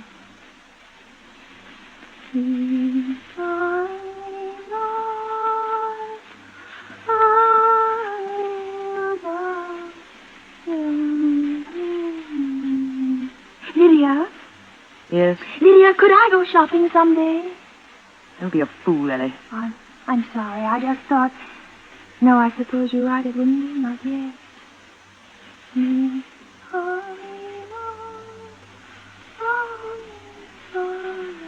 There wasn't any mail today. Wasn't there? No, I thought perhaps there'd be a letter from David. It's been such a long time since he's written, hasn't it? I haven't noticed. Oh, yes, he used to write every week on Tuesday. And I'd get the letter on Thursday. But there wasn't one this week or last or the week before that. It's strange, isn't it? But perhaps he's been busy. Perhaps. Still, he never used to be too busy to write. I can't understand it. You suppose there's some other reason? What are you trying to say, Ellie? Are you hinting that perhaps I'm keeping your mail from you? Oh, no. Well, you seem to be. Why should I keep David's letters from you? But I didn't say that. I just said it was strange that David hasn't written, that's all. He wouldn't keep David's letters. I know that, Lydia. Go on with your sewing. Oh, yes, I want to finish these ribbons.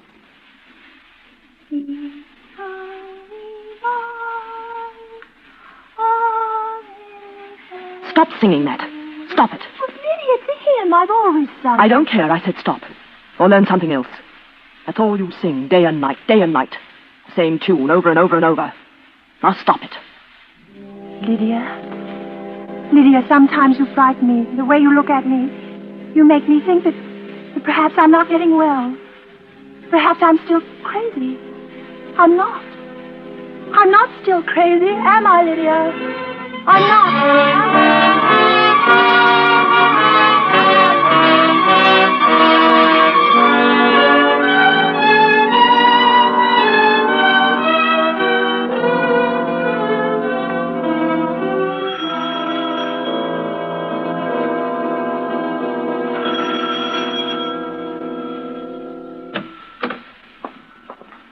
Yes? Evening. Are you Miss Lydia Haskell? Why, yes. Well, can I speak to you for a minute? I was here this afternoon, but there was no one home. What is it, please? Well, we had a call from Doane Brothers, the undertakers. I'm from the police department. Really? I don't see what the police could want with me. Come in if you wish. Thanks. Sit down. Thank you. There's nothing we want, Miss Haskell, except it's sort of unusual for a woman to order a casket for herself. Unusual? I've heard of many cases of that kind. People who are alone in the world and have no one else to look after things. Sure, I know. Only it's a little more unusual when you can name the date. The undertaker said you wanted the casket held for 3 weeks. Why 3 weeks? Must be some reason for it. Yes, there is. I'm going to die. I shall die in 3 weeks, or perhaps even before. There's no doubt of it in my mind, and that's why I ordered the casket. You may call it a premonition if you want. Maybe I could also call it suicide. That's why I'm here, Miss Haskell. I don't know whether you know it, but suicide is a crime in the eyes of the state. For which there is no punishment. Not if it's successful, no. But there is prevention. You see, I know I'm going to die. I feel it. But I have no intention of taking my own life. There's no need to do so. Mm-hmm. Miss Haskell, this premonition, as you call it, have you any idea what brought it on? No. You've been speaking to anyone? No fortune tellers or anything like that? No. Well, what makes you so sure? How do you know you can trust this premonition? You're not an old woman. I'd say you're in pretty good health. You have a lot of good years ahead of you. I have a religion. Not a church religion, just one of my own. It preaches that people go on living until they've outgrown their usefulness. Then they die, from one cause or another. When that time comes, the desire to live is gone. And you see, only desire keeps the body alive and breathing. I don't understand that. No, I'm sorry. Miss Haskell, you live alone here? Yes. No relatives? No housekeeper? I live alone here. Pretty large house for a person living alone. Yes. There are 3 floors and far too many rooms. But it's on the outskirts of town and it's quiet. And it gives me the privacy I've been looking for. A privacy which you are invading for the first time since I moved here 5 years ago. Sorry, Miss Haskell. I'm only doing my job. I was told to look you up and find out why you bought that casket. And I think we may assume your job is over. I guess so. But the office might ask me to drop back once in a while, just to keep in touch. I won't be at home. Why? You don't go out very much. The folks in the town say they don't even see you more than once a week, maybe. When you come, I won't be at home. All right. Sorry to bother you. Good night. Good night. Miss Haskell, how are you going to die? I don't know. Nor do I consider it important. Why should you? Good night.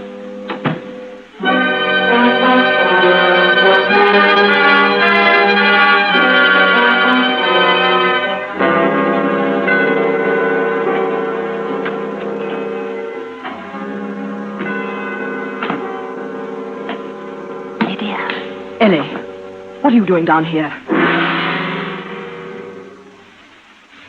What are you doing sitting on the steps in the dark? Lydia. Haven't I told you never to come down here at night? Lydia. Or what do you want? I heard that man was here. Lydia, why did you buy the casket? Why are you going to die? You mustn't, Lydia. You mustn't die. I'd be alone if you died, and you know what would happen? They'd send me away like they did once before. The people in the town would come and find me living here, and they'd send me away.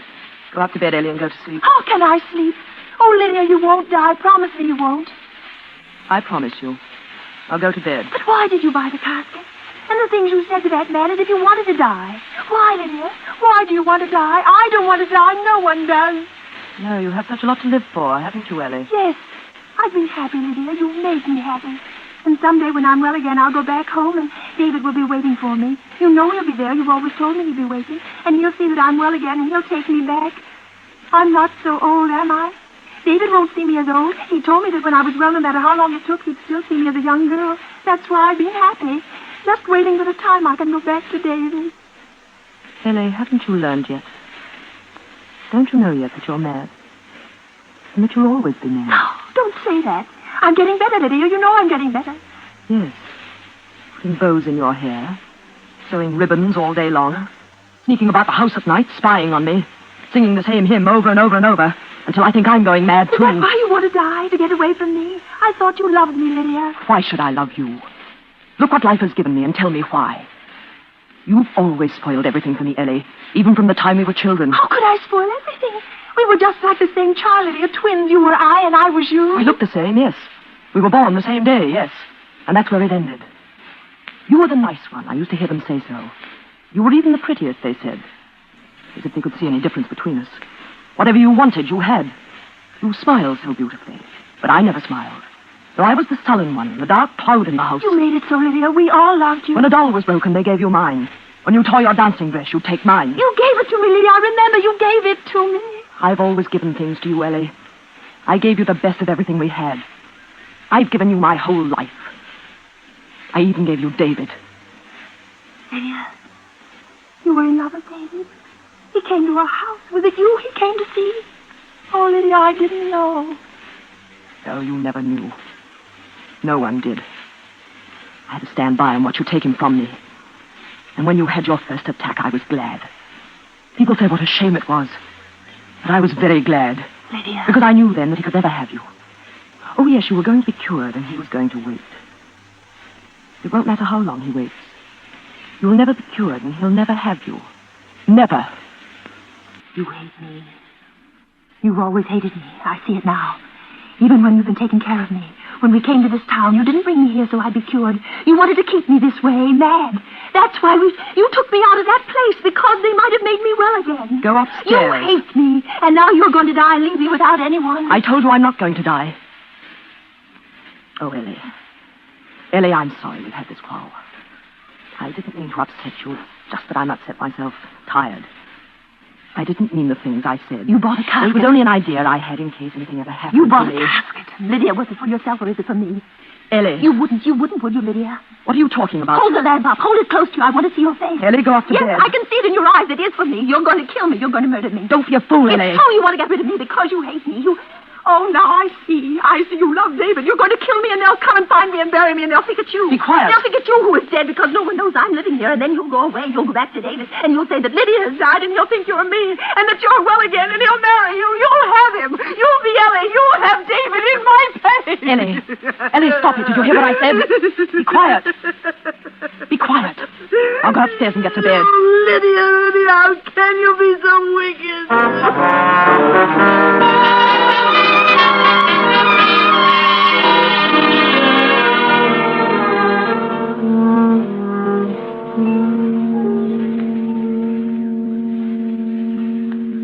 Ellie. Ellie, are you awake? Ellie, dear, you mustn't think any more about what we said tonight. Do you hear? It's not so, Ellie.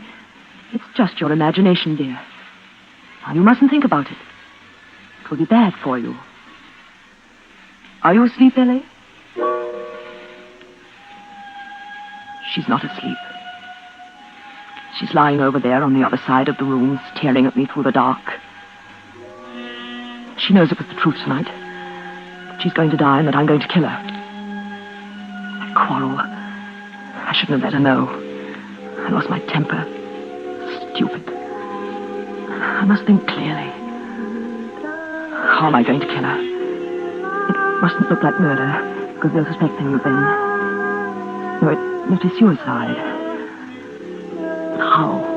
When? It'll have to be soon now that she knows.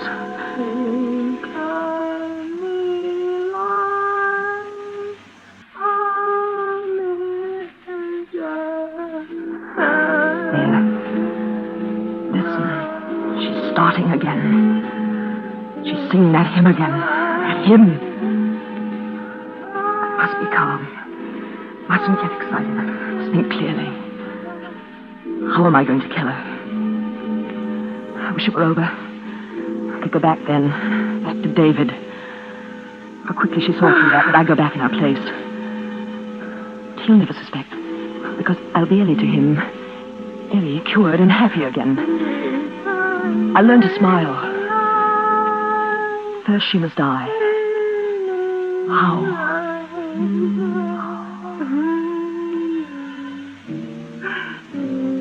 Stairs. Stairwell. She gets dizzy if she looks down into the stairwell. Yes, it'll be so easy. In a day or two, that policeman will come back to the house. They'll find her, and they'll think it's me. Of course. The stairwell. 3 floors from the attic here. 3 floors straight down. So easy when you think clearly. The stairwell. Of course.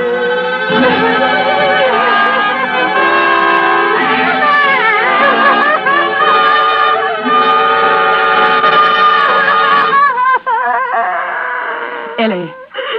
Ellie, dear. Ellie, you mustn't cry anymore. Do you hear me? Are you afraid of the dark? Well, I'll light the lamp for you, dear. There. That's better, isn't it? Why, you're shivering.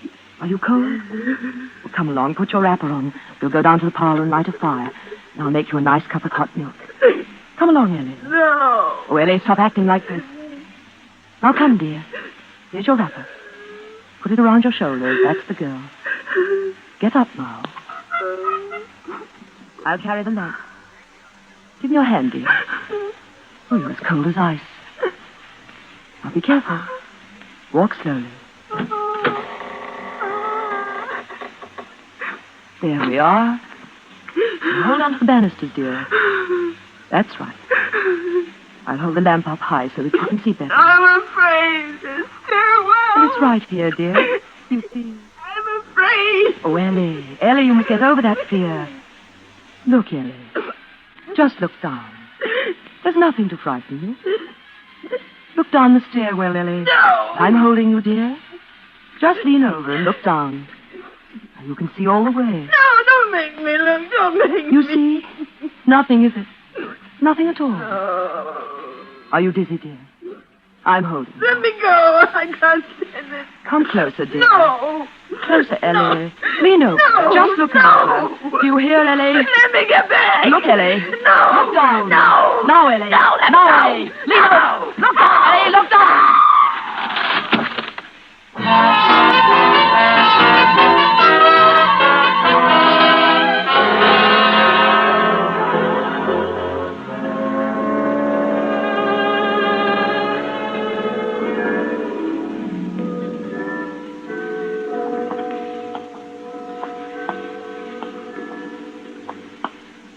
A very strange thing, yes. It was brought to my mind, of course, because this is the house, just here, the next one we're coming to. Yes, she was in to see us just a few days ago. Came in to order the casket. She saw a casket she wanted, and then she told me it was for herself. Well, she must have had a premonition. Yes. I notified the police, of course. She said she wanted me to hold the casket 3 weeks. Then, just the day before yesterday, the police came back to the house here and found her lying at the bottom of the stairwell, dead. She'd been dead about 2 days. Funny how she knew. The banister up on the attic floor broke away, and she fell. She have any people? No, lived alone, they tell me. We're going to bury her tomorrow. Haskell, her name was. Haskell. That's strange, living all by herself here in a Big three-story frame house. Yes, isn't it? Hey, What is it? my imagination, I guess. I could have sworn I saw a light in the attic windows just now. Well, it couldn't have been. The police have shut it up. Of course. That story of yours really gave me the creeps. Come on, let's walk on. What a queer thing the power of suggestion is, to be sure. You've conveyed it to me, of course. You know, just now I thought I could hear someone upstairs in there. A woman. A woman singing. A woman? Yes. Sort of crooning to herself. Some kind of a hymn.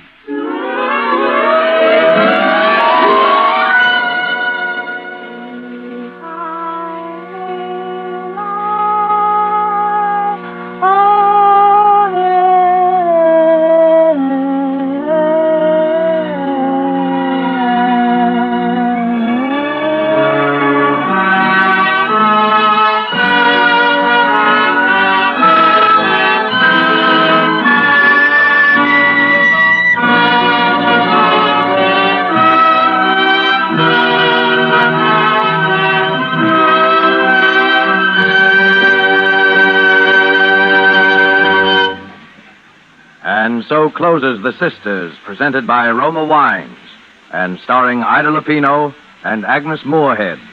Tonight's tale of Suspense. In just a moment, we'll hear again from Miss Lupino. In the meantime, here is a true-life suspense drama. Your guests raise their wine glasses to their lips. Your reputation as a host hangs in the balance. Will they approve the wine of your selection? Well, no need to feel the least bit concerned if you have elected to serve any of Roma Wine's many different types of taste-delighting California wines. Perhaps the tangy, appetizing Roma Sherry, or the richly satisfying Roma Burgundy, or the delicately delicious Roma Sauterne.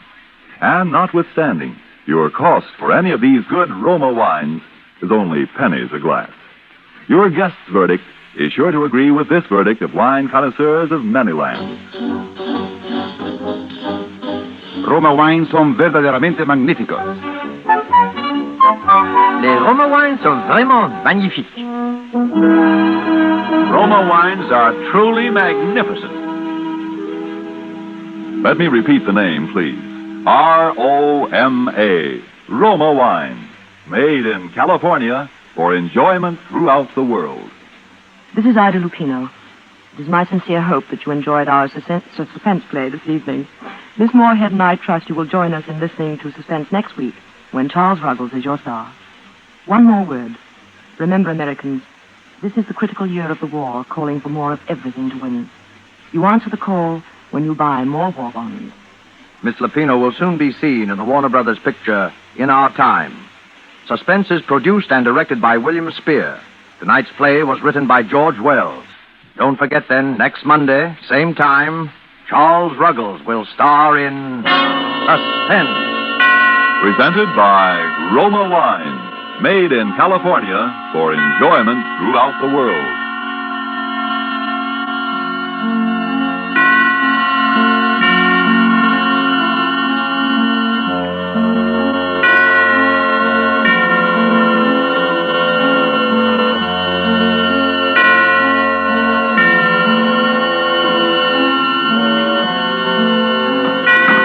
This is CBS, the Columbia Broadcasting System.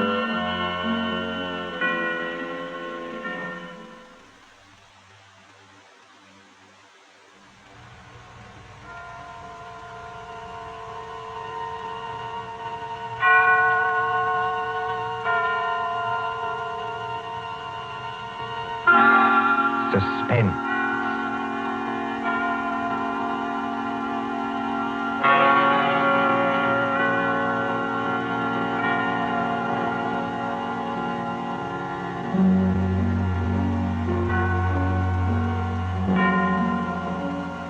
This is the Man in Black, here again to introduce Columbia's program, Suspense. Our star tonight is Peter Lorre, playing the part of the Hungarian Count Stefan Kahare, a gentleman of sinister aspect. The story is by John Dixon Carr, who calls it The Devil's Saint. If you have been with us on these Tuesday nights, you will know that suspense is compounded of mystery and suspicion and dangerous adventure. In this series are tales calculated to intrigue you, to stir your nerves, to offer you a precarious situation, and then withhold a solution till the last possible moment. And so, it is with The Devil's Saint and Mr. Peter Lorre's performance we again hope to keep you in suspense. The Devil's Saint. Paris, 15 years ago. Paris as it used to be, when lights twinkled from the old Trocadero to the hill of Sacré-Cœur, when taxicabs honked and the beat of tango swayed, and Chinese lanterns gleamed above the lake in the Bois, when, in short, you and I were young. Come then to the President's Ball at the Opera, St. Catherine's Day, 1927. A fancy dress ball at the Opera, filling these marble halls with a multitude of masks and a multitude of dreams. The mosaic decorations are no less bright than the colors that weave here. Harlequins and Columbine, Cleopatra and Musketeers. In the great marble foyer, remember it? They have set out little tables and lines of palms behind which you may sit screened. Look at one such table. A young man wearing the scarlet and gold uniform of an English Guards officer in Wellington's day. A dark-haired young girl in the costume of a bacchante. And as we approach... Ned, don't, please, you mustn't. Why not? You really don't mind, do you? No, of course I don't mind. Oh, you mustn't. Oh, Ned. Look here, Alona. We've got to settle this thing. You have enjoyed being here tonight, haven't you? Ned, I've loved it. After being cooped up at my uncle's place in the country, it's like heaven. All right. When I take you back to the hotel, I'm going to face this uncle of yours tonight. No, please don't. I'm going to say that you and I intend to get married, and that's that. I can't marry you, Ned. I've told you that. But why not? Just give me one good reason. Because I can't. My uncle, he would never allow it. Never. And that seems to you a good reason enough? Yes, Ned. This uncle of yours, what's his name? Count Stefan Kohari. He's a Hungarian, I think you said. Yes, so am I. My mother was an American. What's he like, actually? Oh, he's a little eccentric. Oh, please don't misunderstand. He's a great scholar and a historian, only he's a little strange. Ned. What is it? There he is now. Your uncle? Yes, that elegant man in plain evening clothes with the Order of the Golden Fleece across his chest. Oh, I see him. Oh, he looks as black as a thundercloud. He's throwing those two dressed as devils aside as though they didn't exist. Give me my mask quick before he sees us. No, Alona. Why not? We'd better face this out now. Sit still. Good evening, Ilona. Good evening, Uncle Stefan. Uncle, may I present Edward Whiteford? How do you do, sir? How do you do? Ilona, do you think that costume is quite the thing to wear in public? Why not? Well, an older generation might call it immodest. It looks like... Like what? Nothing. Will you go and get your cloak or your domino or whatever you wore here? Uncle, please don't make me go home so soon. It's hardly 11 o'clock. I was not asking you to go home, my dear. I was merely asking you to put on a wrap. All right, I'll get it. You stay and talk to Ned. I shall be delighted. Will you sit down, sir? Thank you. You seem to have quite a gathering at this table. Oh, yes. Some friends of mine from the embassy. They're upstairs dancing now. Well, look, glasses, and still more gases. You know, I was quite an addict once at musical gases. Have you ever tried it, young man? Well, it's very easy. You take a spoon like this, you see, and... Like it? Well, forgive me, sir, but there's something I'd like to ask you. Yes? I don't know exactly how to say this, so I'd better say it in the shortest way. I want to marry your niece. Well, look out, sir. You smashed one of the glasses. A few francs will pay for that. But there are other things of higher value. At least to me. Well, maybe I ought to mention first that my full name is Lord Edward Whiteford. My father's the Earl of Grey. Indeed. Well, I only mention that to show we're, well, respectable enough. Or the British ambassador will vouch for me, sir, if you'd like to ring him up. And perhaps I ought to mention that I've always kept Ilona carefully guarded from the world. Almost too carefully guarded, don't you think? That, Lord Edward, depends on my reasons. Sorry, sir. You have known Ilona about how long? 4 days. 4 days. You wouldn't even choose a business partner in 4 days. Yet to want to marry my Ilona after 4 days. But we know our own mind, sir. You do, huh? Then you know more than the wisest man in this world. However, there's one whose dearest wish is Ilona's happiness. I hope it is, Count Kohari. Do you doubt what I say? Oh, no, sir. Well, I will make you a proposition. I own an estate in Touraine, not far from Paris, a little chateau, a few hundred acres, fishing, very good stable of horses. I know, Ilona told me. Oh, she did? Well, then here is my suggestion. Why not come down and visit us for a week or two? Why, that's very decent of you, sir. Oh, not at all, not at all. And if at the end of that time you're not cured of this infatuation... Oh, it's not an infatuation, I swear it's not. No? Well, if at the end of that time you're not cured permanently of this feeling, you may take Ilona. And with my blessing. That's fair, isn't it? Oh, it's more than fair, Count Kohari. I don't know how to thank you. Oh, well, please, don't even try. And at least I can promise you a very interesting experience. You see, at the Chateau d'Azay, there is one certain bedroom, we call it the tapestry room. Yes? Well, I assure you, it'll be very interesting for you to sleep in that room. Why? Is it haunted or something? Oh, no, not haunted. Well, now, if you don't mind, I shall say goodnight, and I hope I can trust you to bring Ilona safely to the hotel. Au revoir. Look over there. What is it, sir? Just look. Streams of our fellow guests pouring down the main staircase. Shapes of nightmare. Shapes of delirium. Insane dead masks. Only the eyes move. Wouldn't we be terrified, perhaps, if he would look behind those gargoyle faces? Oh, no, I don't think so. They're only ordinary people like ourselves. That sure is where you make your mistake. Well, I shall expect you for the weekend, and encore une fois, au revoir. Ned? It's all right, Ilona. You can come out from behind those palms. What was he saying? I couldn't hear. Ilona, it couldn't be better. Well, he's a very decent old boy, actually. And he's invited me to the Chateau d'Azay. Did he say anything about the tapestry room? Yes. He invited me to sleep there. And you said? I said I would, naturally. You mustn't do it, Ned. I won't let you do it. But why the devil not? Because everybody who sleeps in that room dies. Dies? Are you serious? Oh, Ned, please don't do it. Oh, nonsense. There are a lot of superstitions about every old house. This isn't a superstition, Ned. It happened once when I was a little girl. A man insisted on sleeping there. They found him dead in the morning. So? How did he die? They don't know. There wasn't a mark on his body. He wasn't shot or stabbed or strangled or poisoned or hurt in any way. He was just dead.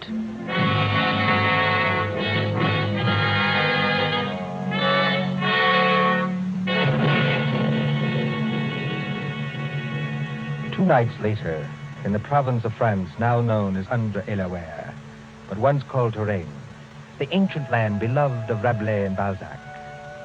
But now, as the wind moans down the valleys, and rain flickers across the apple trees, and thunder stirs in those haunted hills, it can bring little comfort to a young man driven in an ancient carriage from the railway station along snake-like roads. To what destination? Ahead, a lift of lightning shows the gray walls and conical slate-roofed towers of a chateau set some distance back from the road. Lights shine from its narrow windows, dimly seen through the rain as... Driver! Coachman! Oui, monsieur. Is that the Chateau d'Azay up ahead? Oui, monsieur. I will take you to the very door if... If what? Why do you cross yourself? If I am permitted. What should stop you? Only fear, monsieur. And I am not much afraid. What's that? Only the dogs, monsieur.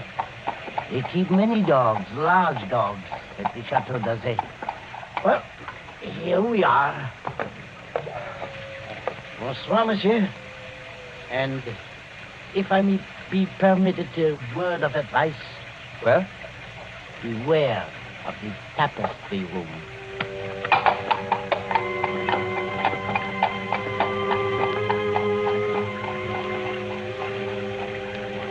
There isn't a bell on this door. There might at least be a knocker. Ah, got it.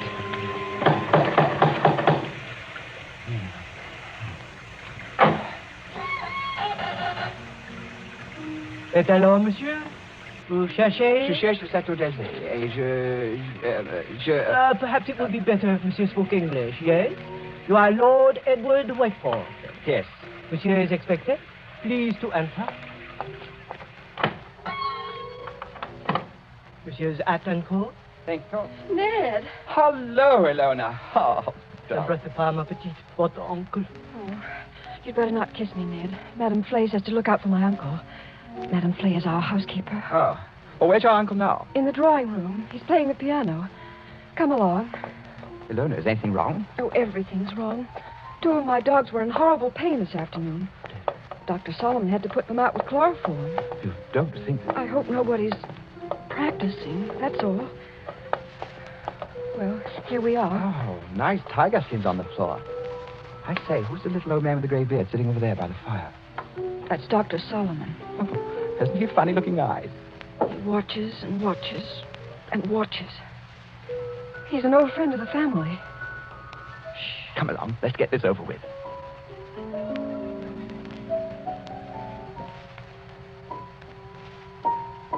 Ah, Lord Edward. Well, I see my niece has anticipated me. Welcome to the Chateau d'Azay. Thank you, Count Harry. Oh, you must be very wet after your long drive. Go up to the fire and warm yourself. Madame Flay. Yes, monsieur? Please tell Antoine to take our guest's luggage up to the tapestry room. The tapestry room, monsieur? That is what I said, Madame Flay. Yes, monsieur. By an odd coincidence, Lord Edward, Dr. Solomon and I were just discussing the fate of the last person who slept in a tapestry room. This is not good, my friend. This is against my advice. It's against his advice. Here, Dr. Solomon croaked. This is not good, I tell you. It is the wrong season of the moon. The wrong moon. But there is no moon tonight. It's raining cats and dogs. Don't talk about dogs. Nevertheless, it is the wrong season of the moon. I say no more. Cheerful blunder, that doctor. Don't do it, Ned. I won't be responsible if they make you do it. But look here, Count Harry. What did happen to the last bloke who slept in the tapestry You room? mustn't call him a bloke, sir. He was a very saintly gentleman. The Bishop of Tours. That was some time ago when Ilona was only 15 years old, but surely she must remember it. I remember it. The church, said our bishop, has no use for superstitions. Well, he insisted on sleeping there. I made it as comfortable for him as possible, but he was found dead next morning with a crucifix still in his hand. Was it poison? There was no poison, monsieur. No. Here, Dr. Solomon. It's true, Ned. Well, there were just 2 very curious things. You see, in connection with that death, on a mantelpiece there was found burning a stick of incense. Just ordinary incense, nothing wrong with it. Yes, sir? And under the dressing table, the police found it was an empty jar of ointment. Now, here's your wits. A dead man, some burning incense, and an empty jar of ointment. What do you make of that? Oh, I don't make anything of it. It's crazy. Please do not speak like that. I'm sorry? It is still the wrong season of the moon. Well, what I really meant, sir, was this. Is there any reason for this story of death? Reason? Any legend attached to the room or anything like that? Yes, there is. Well, sir? Well, we are a very old family, Lord Edward. Old and perhaps accursed. When my ancestors moved from Hungary to France in the 17th century, they brought certain beliefs with them. The old religion. The old religion? Yes, the cult of Diana, the cult of Janus, the cult of freedom and fertility. The witch cult, if you prefer. Oh, now look here, sir. Must we talk about this? Well, you smile, but when I say the word witch, you think of some humorous picture on a Halloween's card. It was very different in the Middle Ages, believe me. Then, my friend, there existed an organized religion which rivaled the church. There were many to worship unashamed at the grand Sabbath. Many to receive all favors from Saturn, their master, and to dance forever, joyously in the red, flaming quadrants of hell. Some 200 years ago, an ancestress of mine, Katerina Kohari, was tortured to death in a tapestry room for professing the old religion. Many persons have not thought it safe to sleep there since. Are you answered? Oh, come, sir. This is some kind of elaborate joke. Joke? The Bishop of Tours did not find it a joke. Not a mark on his body. I assure you as a physician, not a mark on his body. No, not a mark on his body. Hear Dr. Solomon. Yes, I hear him. Well, understand me, Lord Edward, there's no compulsion in this. If you do wish to sleep in that room, all right. If you don't ridiculous. wish... I'm not afraid to sleep there, sir. Well, I thought perhaps you wanted to change your mind. Oh, never. Would you like me to make a wager on that? What sort of wager? Well, if I spend the night in this famous room and come out of it alive... Yes? Will you give your consent to the marriage immediately? Tomorrow morning? Tomorrow morning? Why? Because I don't think the atmosphere of this house is good for a loner. Well, what do you say? Will you do it?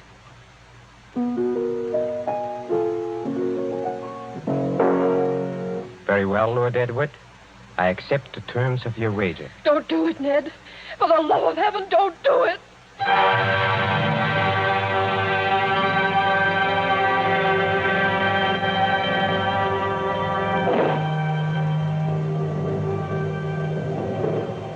High up in the north tower of the Chateau d'Azay, under the conical slate roof, is the circular room hung with faded tapestries. These tapestries move slightly with uneasy, mimic life to the clamor of the storm outside. Candles burn along the mantelpiece and beside the great four-poster bed. The flames of these candles waver, too, as the door opens. This is the tapestry room, monsieur. Thank you, Madame Flay. That is the mantelpiece where the incense burns. That is the bed where Monseigneur le Bishop died. Very inviting, isn't it? Will there be anything else monsieur requires? Some sandwiches, a decanter of whiskey? Oh, no, thanks.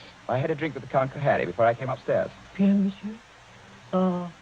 Monsieur's shaving water will be brought up in the morning, if he requires it. Good night.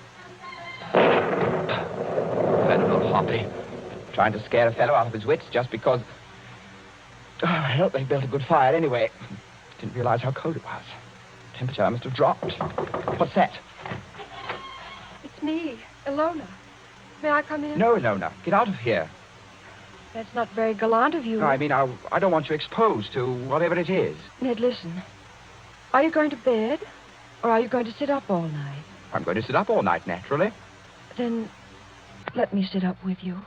No. Why not? Well, it may be dangerous. Besides, I promised your uncle I'd go through with this alone. I wish you hadn't had that drink with him. Why? He couldn't have done anything to it. It was you who poured it.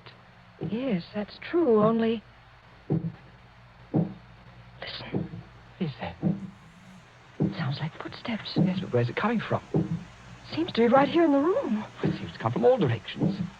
Doesn't it sound like somebody walking between the walls? By George, it is someone walking inside the wall. Get behind that tapestry, Ilona. Quick. Hide there.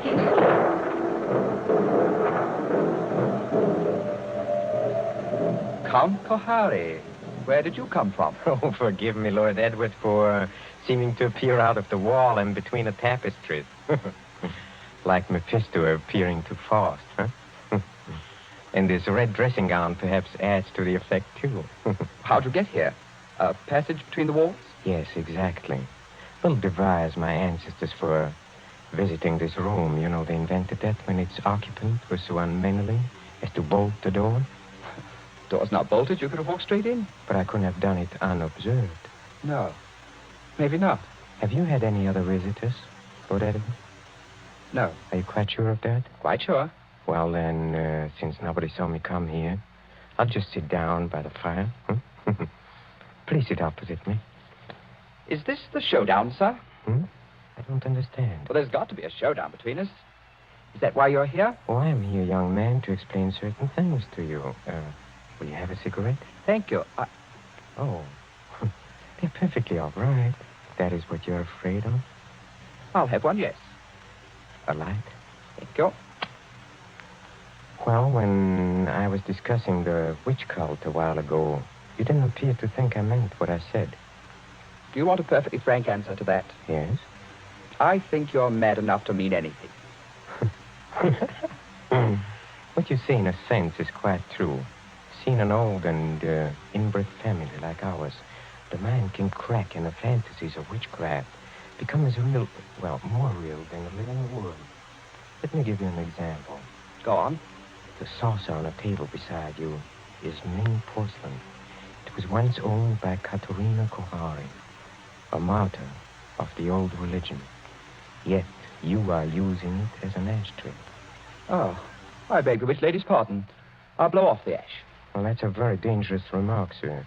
Don't you understand that the worship of evil can be as strong and compelling as the worship of good? That the devil can have his saints, too? That to a sick brain which knows but can't help itself, you have profaned this room merely by entering it. And therefore, you deserve to die. Like the Bishop of Tours? Exactly. You're not going to tell me the devil killed him? The devil's agent may be flesh and blood. Then it was murder. Oh, of course it was murder. Murder so cunningly contrived that no one ever saw through it. Go on. I asked you before to use your wits on this problem. Well, look, incense was burned in this room. You know why? Suppose you tell me. Well, obviously, I think to conceal something else, which would be too easily noticed. To conceal what? For instance, the smell of chloroform. Chloroform? Yes. A drug not very well understood by laymen. Dr. Solomon, by the way, was using chloroform this afternoon to dispose of some dogs. So I've heard. Well, Dr. Solomon is old and very forgetful. You mean chloroform could be stolen? Oh, yes, it could be easily. Now, suppose I take a pad saturated with chloroform.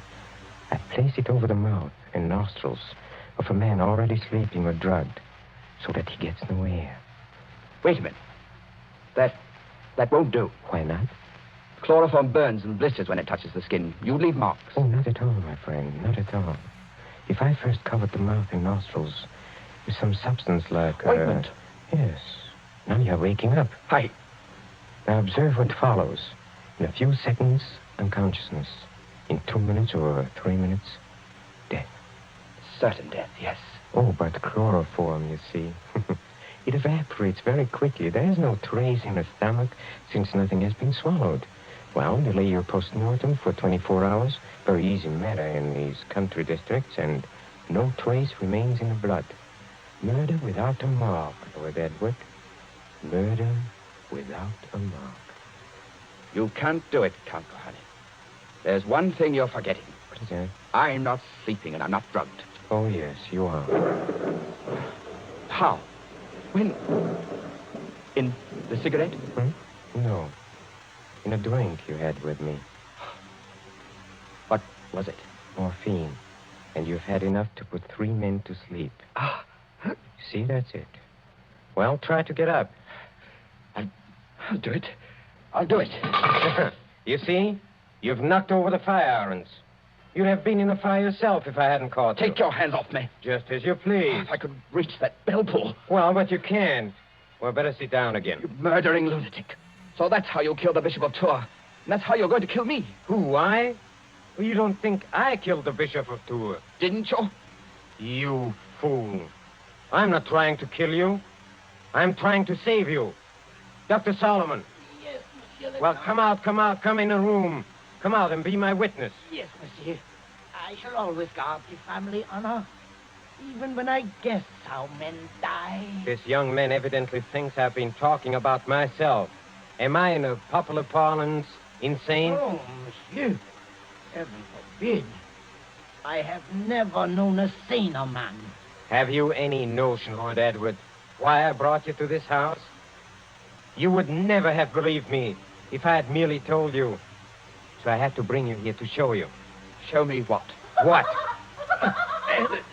Look at the tapestries. Come out of there. Come out of there. Hey, come out. Ilona. Yes. Yes, Ilona. Why do you think I've kept Ilona so well guarded from the world? Why, at a fancy dress ball, for instance, did I object to the costume of a medieval witch? Whose dogs were poisoned so that chloroform should be brought? Who poured the drink drugged with morphine? In the devil's name, what are you trying to tell me? It was Ilona. She's been helplessly, hopelessly insane for more than 10 years.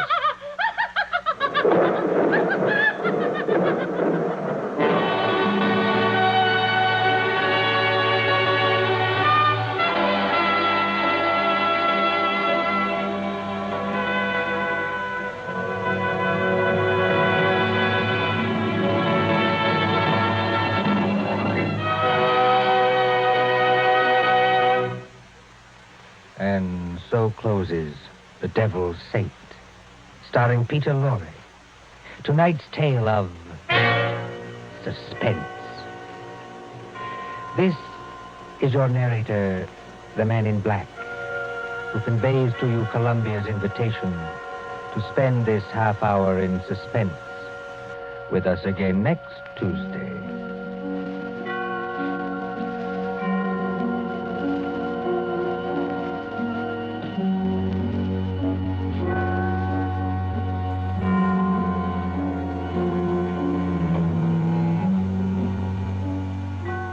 William Spear, the producer, John Dietz, the director, Bernard Herrmann, the composer-conductor, and John Dixon Carr, the author, are collaborators on Suspense.